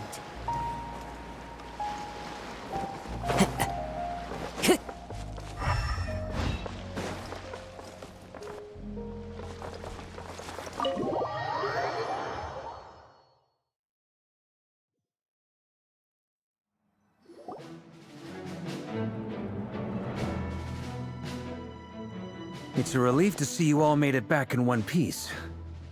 Huh? Feels like there's quite a few people missing. Where's Flint's and the others? And what about Nefer? I returned ahead of them. Flint is helping Aino and Anefa to set up the decoys and buy us some time. As for Miss Nefer... Boss is still wrapping things up on her end. She sent us back to fill you all in on the top secret intel we've been gathering. I see. Then let's get right into it. But first, who do we have here?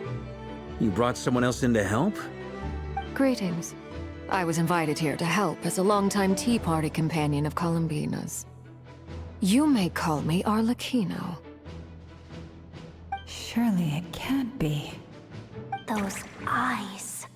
Oh, where have I seen them before? Wait, of course.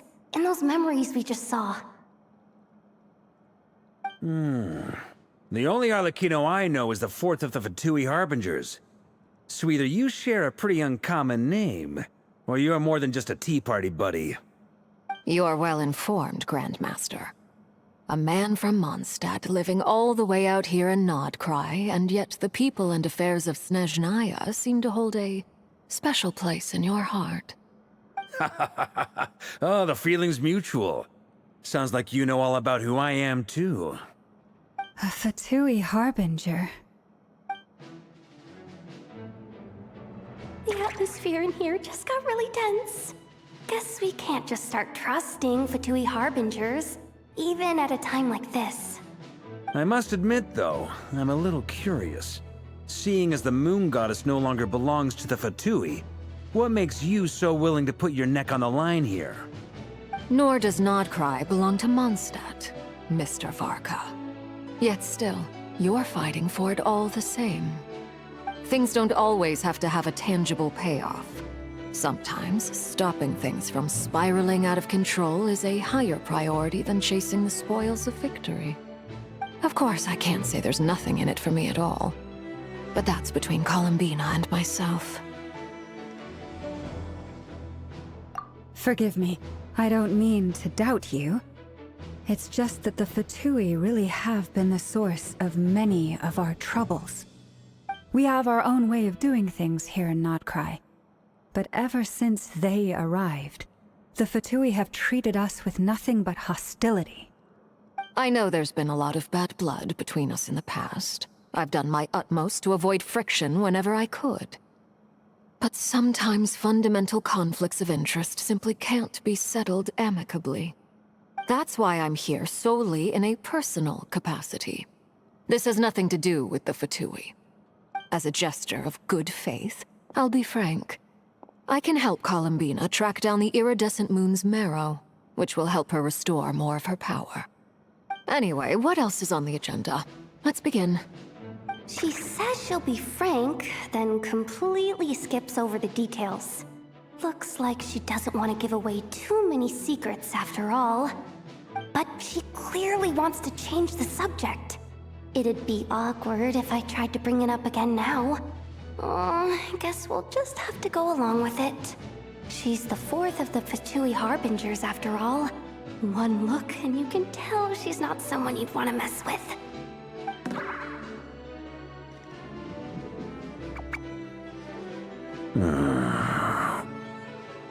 Well, since Miss Arlecchino sounds confident in her ability to handle that, we'll proceed to the next topic. Yehoda, time to share that top-secret intel. Alright, listen up everyone. First, we now know that Rerir was originally a Conrian secret agent whose primary mission was to hunt down and assassinate the so-called Dregs of the Crimson Moon. The Dregs of the Crimson Moon? Mm-hmm. In the memories, there was a lot of talk about the Crimson Moon and Eclipse, and a whole bunch of other stuff from the time of Conria.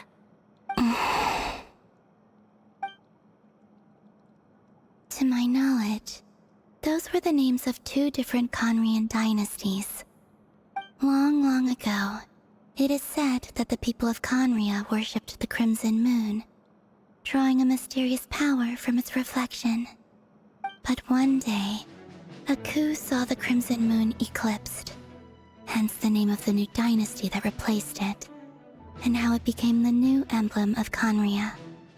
Still, long after the Crimson Moon dynasty had fallen, the last ruler of the Eclipse dynasty, the Vinster King, still coveted the secrets it left behind. So, he sent the Rehir of Solnari to secretly hunt down the Crimson Moon's few remaining followers. In those days, Rerir showed no signs of madness. In fact, he was as normal as any other person.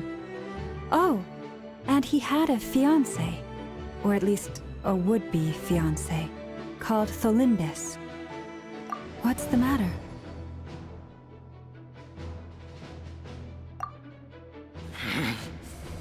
Verfnir, Rhine-daughter, Flinders.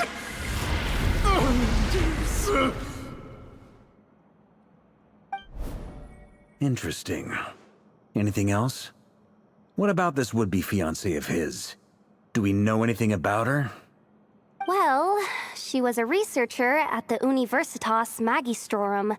but it felt like she was hiding some kind of secret. Oh, and one more thing. For some reason, Rerear's fragment also contains some of Thelindis' memories, though only a very small portion. Well, no shortage of potential leads, I'll give you that. In any case, it sounds like we can conclude that while Thelindis was still around, Rerir appeared to be lucid and quite normal. Thelindis, it seems, must have been the one thing in this world that he couldn't let go of. Tell me though, were these pure-blood Conorians we're talking about here? Why do you need to know that? Hold on. If she was a pure-blood Conrian... Oh yeah! Just like how it was with the captain! If we could somehow find her, do you think there's any chance Rerir might regain some of his sanity? It's possible, but it would take a miracle. We can't pin all our hopes on that. That merchant who never knows, Dori Sangama Bay. Maybe we could hire her to look into it. All right then. Let's keep working in our separate teams. Traveler, Paimon, Kutar, and Miss Arlecchino will go look for the iridescent moon's marrow. As for the others... On the way over here, I noticed that the wild hunt monsters had grown even more frenzied in their search for Kutar. At this rate, the people living here will be in grave danger too. So I'm thinking of gathering together some of our followers to go wipe them out. I'll head back to the curatorium and meet up with the boss. Feels good knowing we've all got something to be getting on with. Given that the Wild Hunt has been a lot more active lately, the Lightkeepers have likely begun their own operations too. If that is the case, someone will need to pass the news on to Flint's. I'll hold the fort for now, then discuss our next move with Flint's, Aino, and Anefa when they get back. Alright then. Well, the clock's ticking. If that's everything, we'll be on our way. We'd better get moving too. We'll try to buy you as much time as we can. Relax. Just do your thing. Now, I decided to call in some backup since things are getting so hairy. Our reinforcements should be here any minute now. Stay safe, everyone. Dismissed.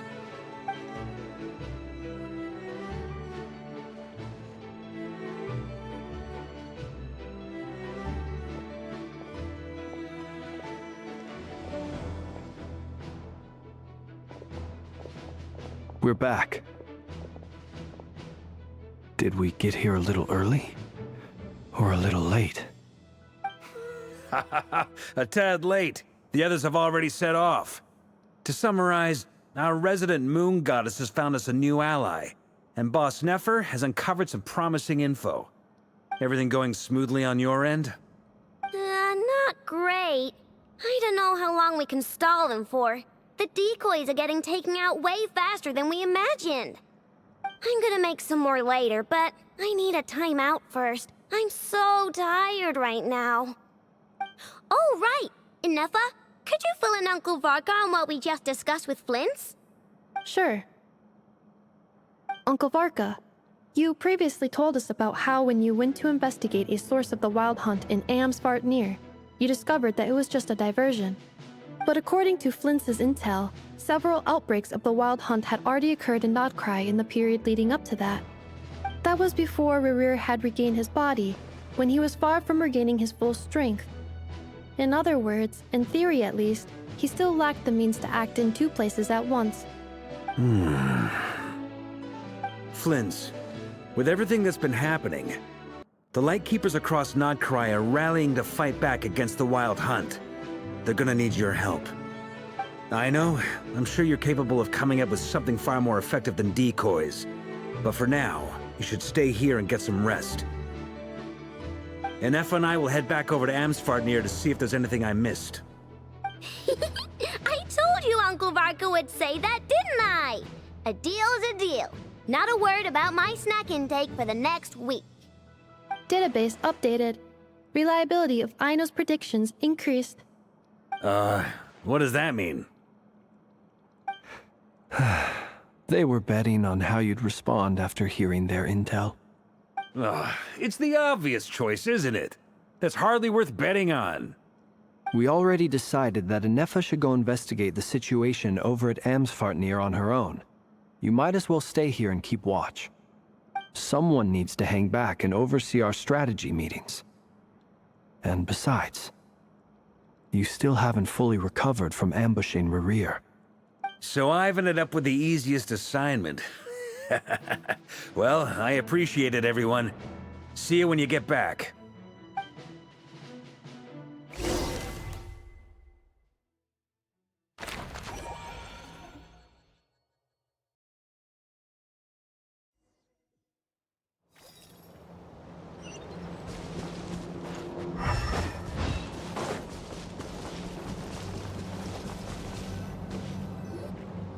Here, this will serve as a good spot to cross over. Arlecchino, hold up a second! Since you brought us all this way, would you mind telling us what you got planned? We still haven't got the slightest idea what's going on here. And if even Columbina doesn't know where the iridescent moon's marrow is, how do you? Simple. Because I am an inheritor of the royal bloodline of the Crimson Moon. And one of the last surviving embers of the Two Worlds' flames. Huh? Are you serious? As in, you're a descendant of that Crimson Moon dynasty we were just talking about? The one from ancient Conria? Your surprise is understandable. I was also taken aback when I first learned of it. But the more I thought about it, the more I realized the signs had been there all along. When I was young, I discovered I could wield a very special kind of fire. It coursed like blood through my veins and smoldered away inside my nerves.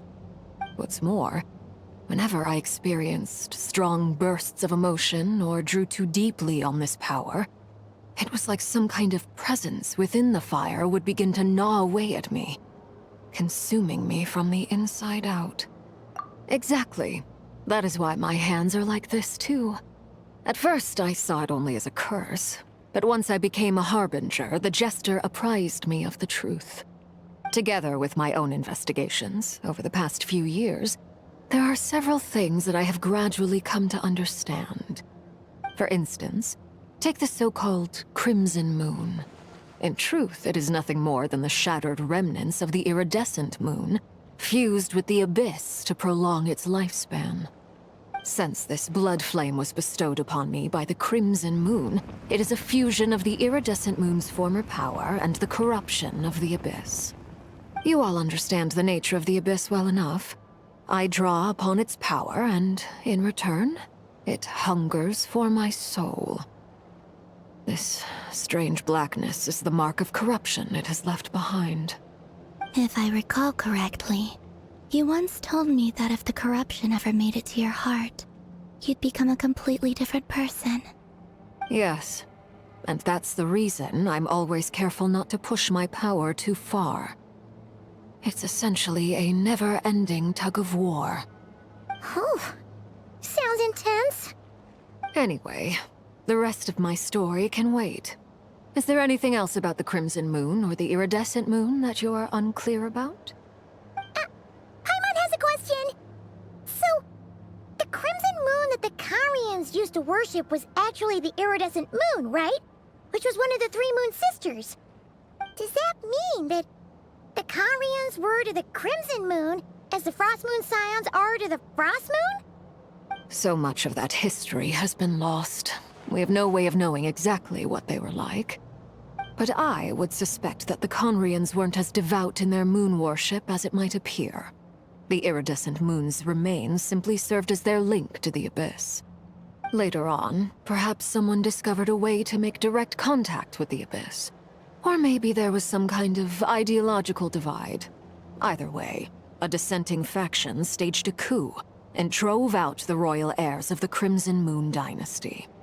Still, even with the dark sun looming high overhead, the Crimson Moon's glow never truly faded. If you want living proof, it's standing right before you. The first time we met, I sensed something familiar in your presence. When I looked at you, I felt I could see that mysterious red moon in the corner of my eye. In your flames, I saw its broken image, surrounded by a strange black aura. Well, I appreciate that you kept it to yourself. Much about the Crimson Moon is still a mystery, and I'd prefer not to end up as the object of an insane research project. Anyway, time is against us here, so if there's any other questions, they'll have to wait. I just want to make sure I've got one thing straight. In her letters, Sandrone mentioned that since you are unable to contain the iridescent moon's marrow yourself, you intend to leave it in my custody, correct? That's right. For now, it's the only way I can pay you back for your help. The iridescent moon is already part of who you are, so with its marrow in your possession, you'll be even more powerful than before. Deal. Then let's get started. Get what started? What does this place have to do with the Crimson Moon? When I first became a Harbinger, the Jester gave me a book called Paranhari, also known as Leobranto Inamorato. You should be able to buy a copy next time you're in Fontaine. It's a love story set in the Crimson Moon era, but setting aside the tangled romances of its characters, it also records a few interesting details. In the Crimson Moon era, or so the story goes, there was an orphanage that received children from beyond the bounds of this world, and subjected them to a peculiar induction ceremony. Beyond the bounds of this world? For real? And what kind of induction ceremony? The Crimson Moon sages looked beyond this world for beings with powers that surpassed the gods. But fearing they might lose control, they subjected these children to a process of refinement. They made these children crawl up a fireplace and kept asking them, "Have you died? Did you see it?" Until they finally admitted to having died and seen a crimson moon. The adults embraced the children who passed the ritual, telling them, "Within the fireplace, you have traversed the flames between two worlds. Here and now, you are born anew." The book leaves much unsaid, but I suspect that this was their way of branding the children they had enrolled, leaving an indelible mark upon them so that they would forever live in the Crimson Moon's light. That explains why I can't sense the Crimson Moon's marrow in this world. It makes sense that it would be sealed in a special space that can only be accessed temporarily through some kind of ritual. But there's no fireplace here. Do you see a chimney anywhere? Oh, are we supposed to build it ourselves? Okay, fine. Paimon will go find some bricks. That won't be necessary. The fireplace is purely symbolic. The key to the ritual is crossing the flames between two worlds. In other words, the flames that burn within me. Those burned away by such flames leave behind a kind of ghostly afterimage in the world. In the days of Conria, people believed they could be used to bridge the gap between the two worlds of life and death. In short, I can open a passage to that space for you. That's the easy part. The catch is I'll need to stay on this side to keep the passage open, so I won't be able to come with you. Once you're inside, you'll have to find your own way. Very well. Then I'll open it up. Traveler, spare me a little more moonlight if you would. I may need it.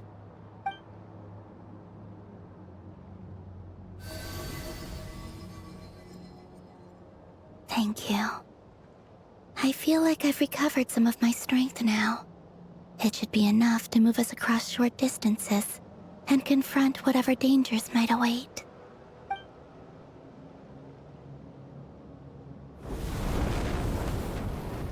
Mistress of the seven hues of ages past, great mother of the present, crimson-clad sovereign of the two realms, by fire severed, by fire renewed. I offer myself now and beseech your descent.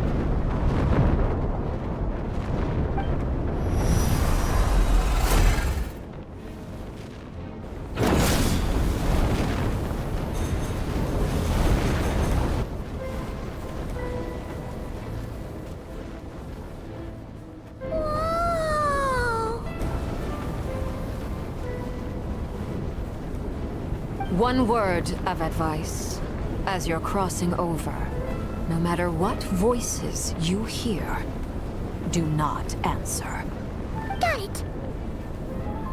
I sense a sinister gloom inside, but also the familiar light of the moon. I feel that I am about to meet an old friend who has changed beyond all recognition. All right, let's go.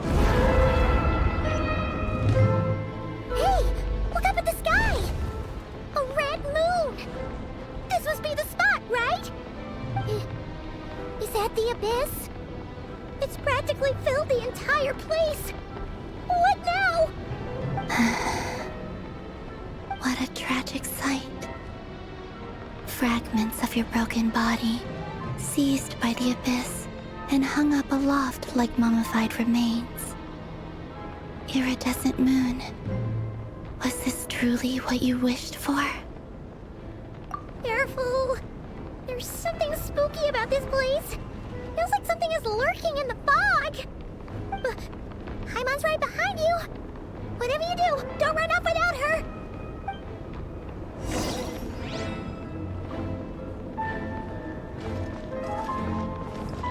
By the way, Columbina, didn't you tell us that the iridescent moon had shattered into pieces? The moon up there looks pretty whole to Paimon. How is that possible?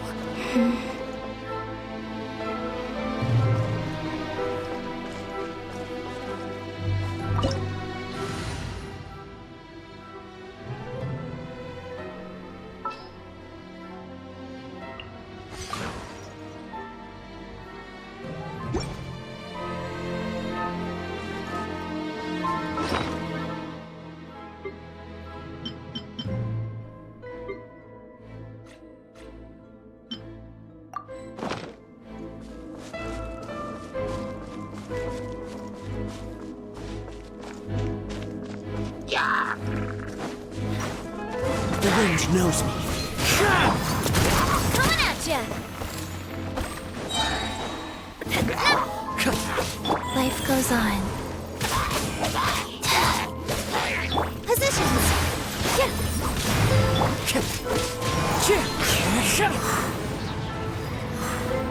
Time to go.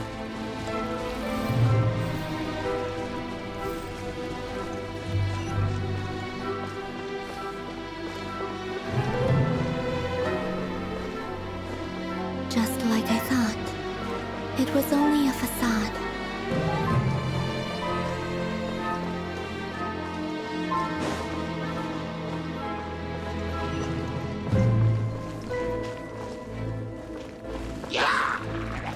One with nature.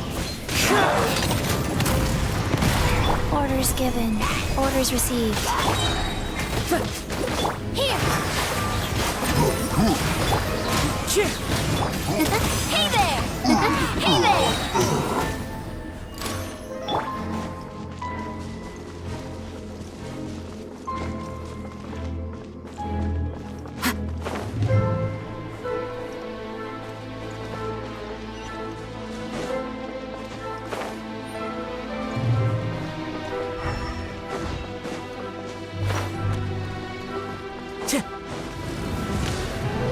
Time to go.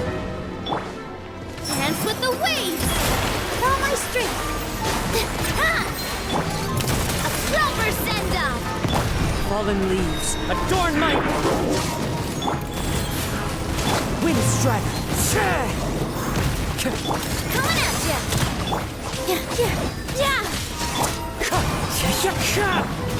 Sacred name. Fortune preserver.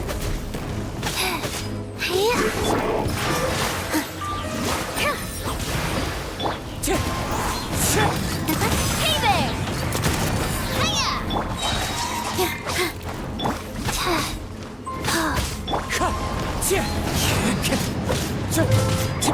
Rise. Coming at ya!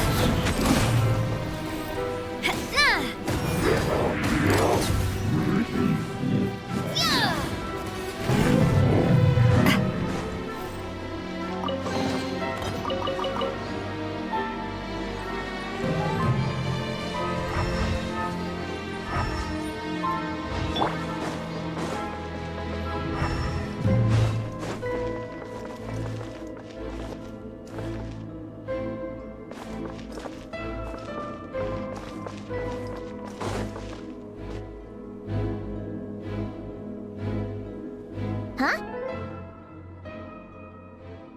Huh? For real? That's way too high! There's no way we'll be able to reach it! No. I'm not sensing anything up there. It's coming from under the mountain. Let's see... Ah! There's some kind of weird shadow over the water! Wait, see that? Looks like a mechanism of some sort! Let's check it out!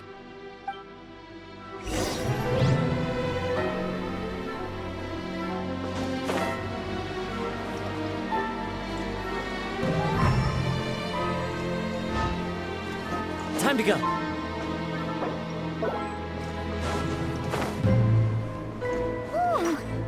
Looks like a device from the time of Kalia. Maybe people once came here to study the Crimson Moon's divinity, and they left this behind. Oh, if we can activate it, we might find some clues.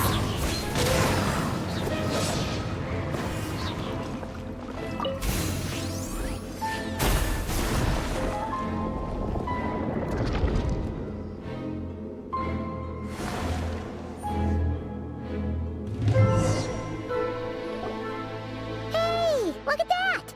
Now that the mechanism's running, the shadow in the water looks different. Do you think these mechanisms might be the key to unlocking the secret?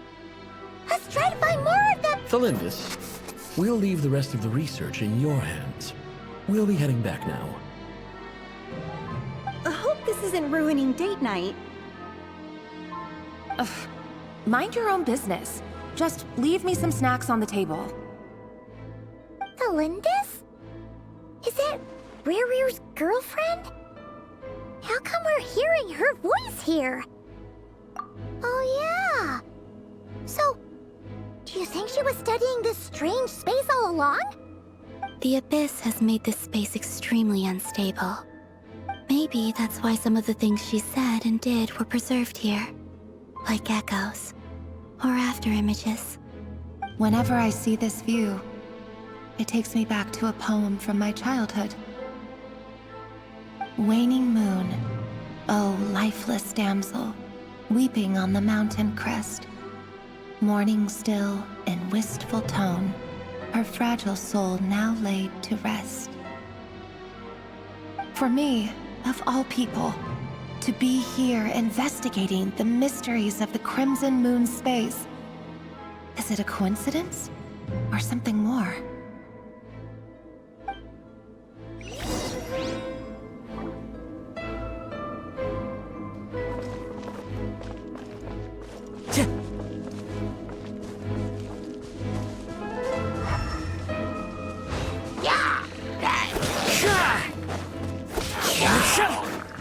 The wind knows me. Opening box of Adepti-Trix. Hey there! With all my strength.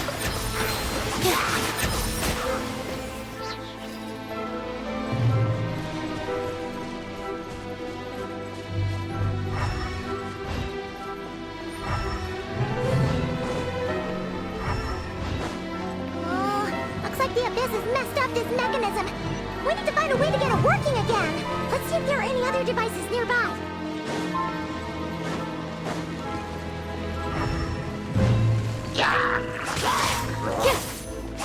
Positions. Run with nature. Wheel of life.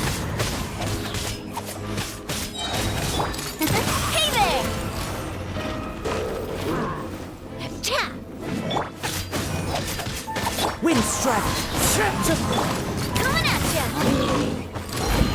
Attack! That's the way.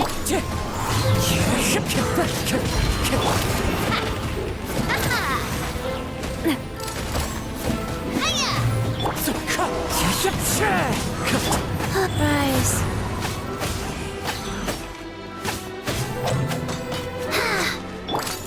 Hey there! Wind strike.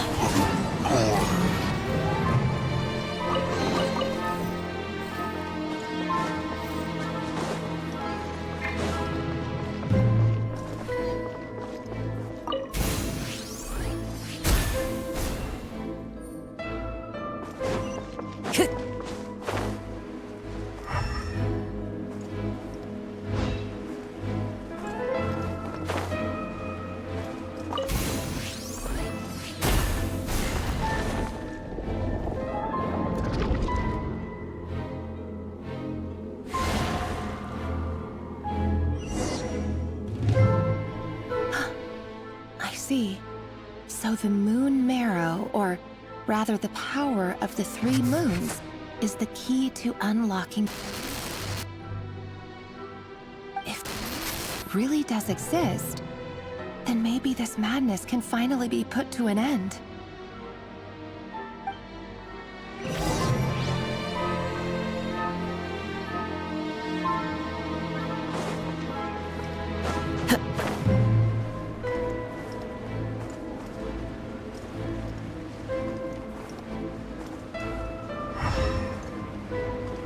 Time to go.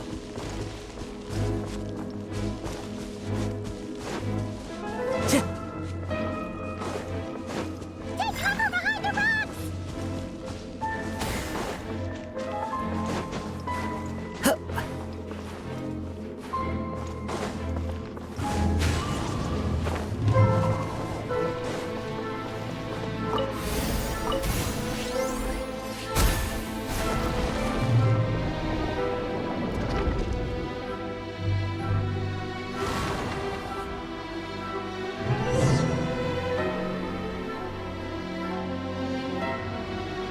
With the Abyss inhibitors in place, I should be able to access the chamber with the moon marrow. Oh, Rerir, with every step you take, you're drifting further from what you truly desire. But you're not the root of the problem. Ever since that outsider set foot in Conria, the Vinster King has sunken deeper into madness. If only I could get my hands on that outsider.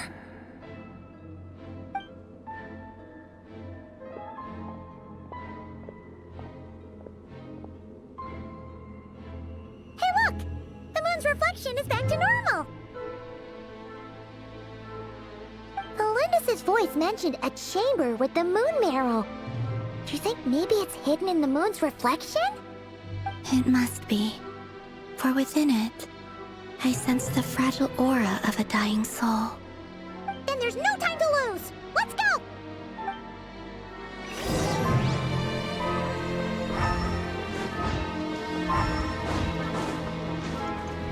Time to go.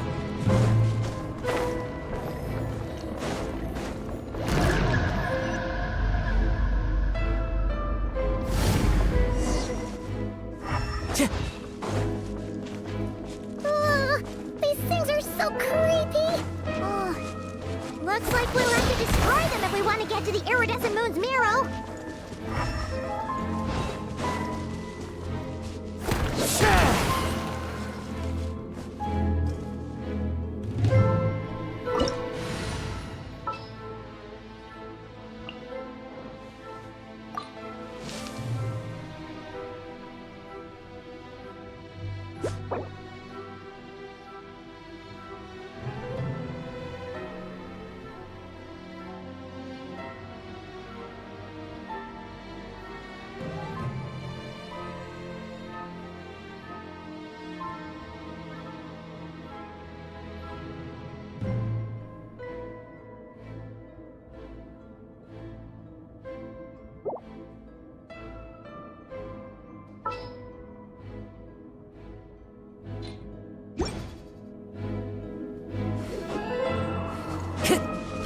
The iridescent moon's Miro!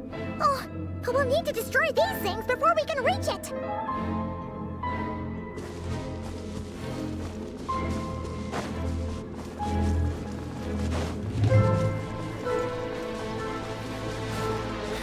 Time to go.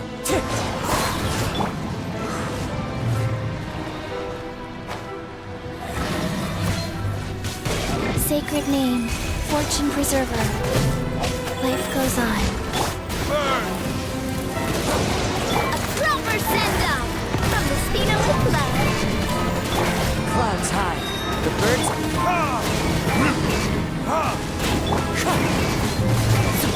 Coming at ya! Hey there! Wind strike! Attack! That's the way.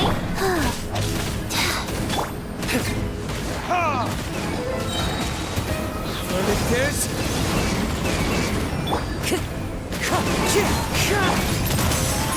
Hey there! Orders given. Orders received.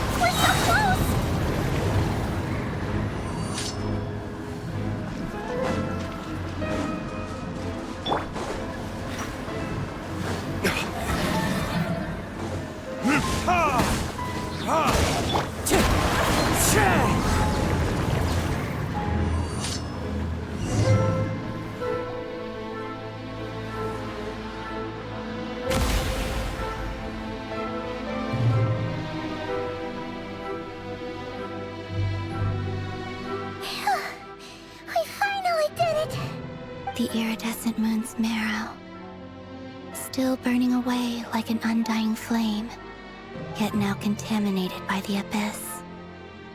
It has taken on a new form entirely. If we can purify the abyssal power within, we should be able to obtain its untainted essence.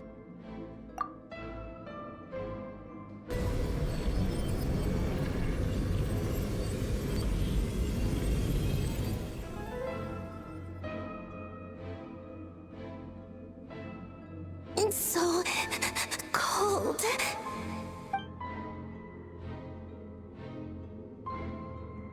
Is it you? Are you here? Huh? Are you talking to us? At long last, I can see you once more. Our fates have crossed, and I am finally free. I'm sorry, I lied to you. Even knowing what was to come, I still couldn't let go of the fear in my heart as death drew near.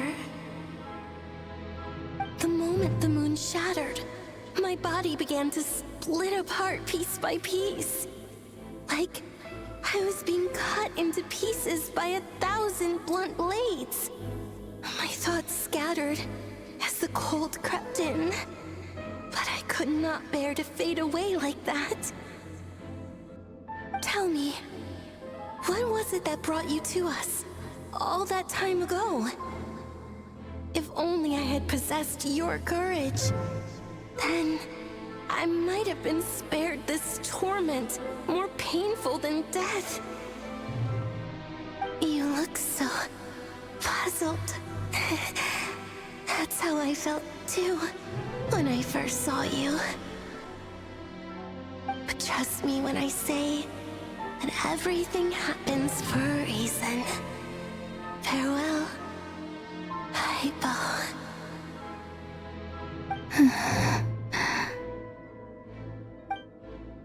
What was that all about? Was that the goddess of the iridescent moon? Oh, it sounded like she was speaking to a long-lost friend. But none of us have ever met her before, right? Perhaps. She took me for the goddess of the frost moon she once knew. For a fading soul like hers, our auras must be too similar to tell apart. But anyway, we've got the iridescent moon's marrow now. That should help you regain your strength, right? Alright, time to leave this place and meet back up with Arlecchino. Let's go!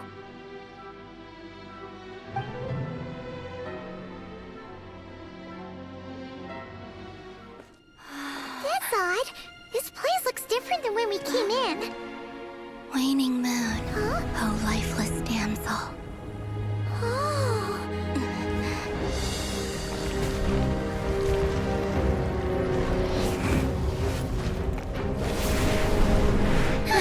Hurry! The place is collapsing! It wants to trap us here. Who's it? The Abyss? Now we've taken the moon marrow. All that's left here is a dark will. It will show us no mercy.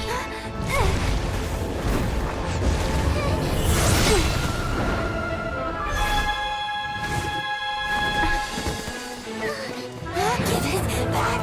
The crimson moons! My marrow! My heart!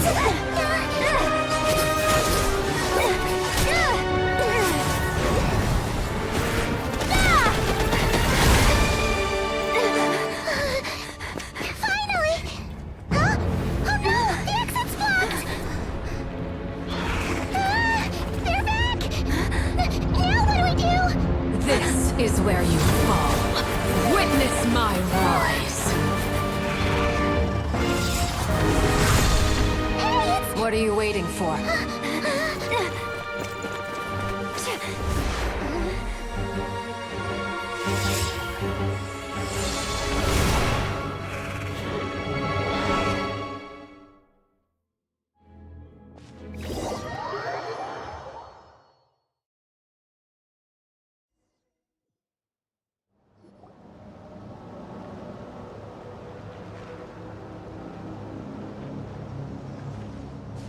Oh, we made it! Was that you, Arlecchino? Did you save us? Wait, your hands! They're... Oh, this? Don't worry. It's a small price to pay. The Abyss wanted to trap you inside, and I defied its will by bringing you out. No wonder it's a little angry. No. I have paid the price, albeit a small one, and it cannot be undone. My hands have already fused with the Abyss. Purification would simply destroy whatever's left of them. But surely... Oh... We're so sorry, Lakino. Paimon can't believe you'd make a sacrifice like this for us. As much as I'd like to call it a favor, the truth is I was simply holding up my end of the deal. Well, Columbina. Yes, you did your part. And as promised, I will leave the iridescent moon's marrow in your care. From this day forth, may the two worlds' flames burn ever more brightly.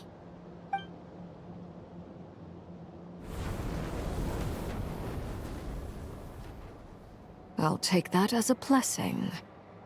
Now, Columbina, give me your hand. Accept this moonlight I offer in return.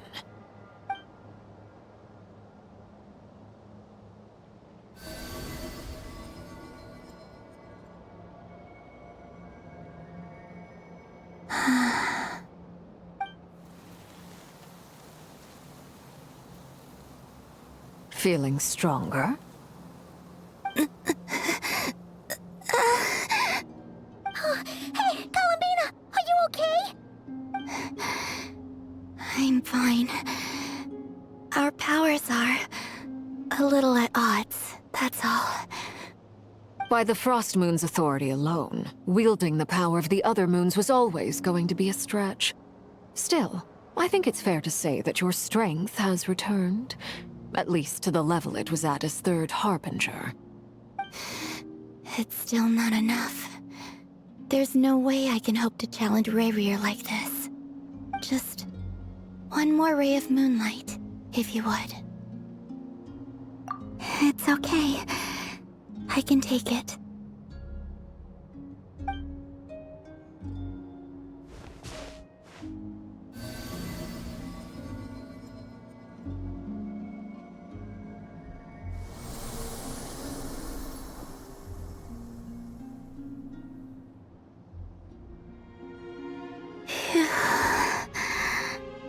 How about now? Fighting fit? At the very least, I won't have to stay hidden like before. I want to see him gone from Nodcry. The Rayhear of Solnari and his wild hunt must be sent back where they belong. Well, it's good to have something to aim for. You certainly seem more alive now than you did earlier. When I first met you, you didn't strike me as a ray of moonlight.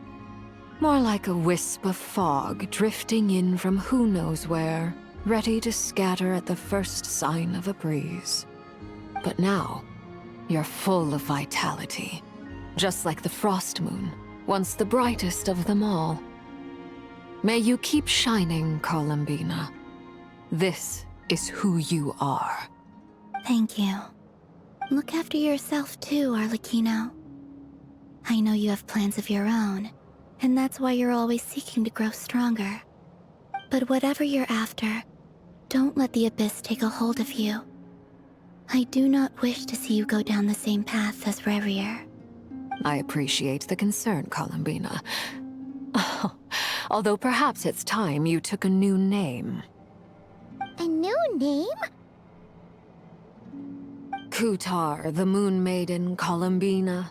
They're nothing more than code names. They describe who she is and the roles she's played, but they're not her real name. We often use code names in the House of the Hearth, too. But it's knowing your real name that keeps you grounded. Up till now, you've been living a wandering life, so you've probably never really cared. All I'll say is this. Once you've defeated Rayrear, give it some thought. All right, that's it from me. I'll get you back safely first, then go meet up with Sandrone.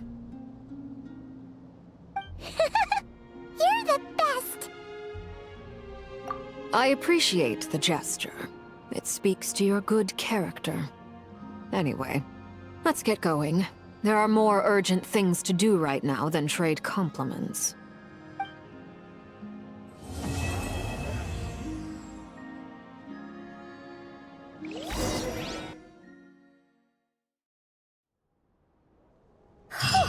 It was a close call, but we got the iridescent moon's marrow and restored Columbina's strength, and that's all that matters.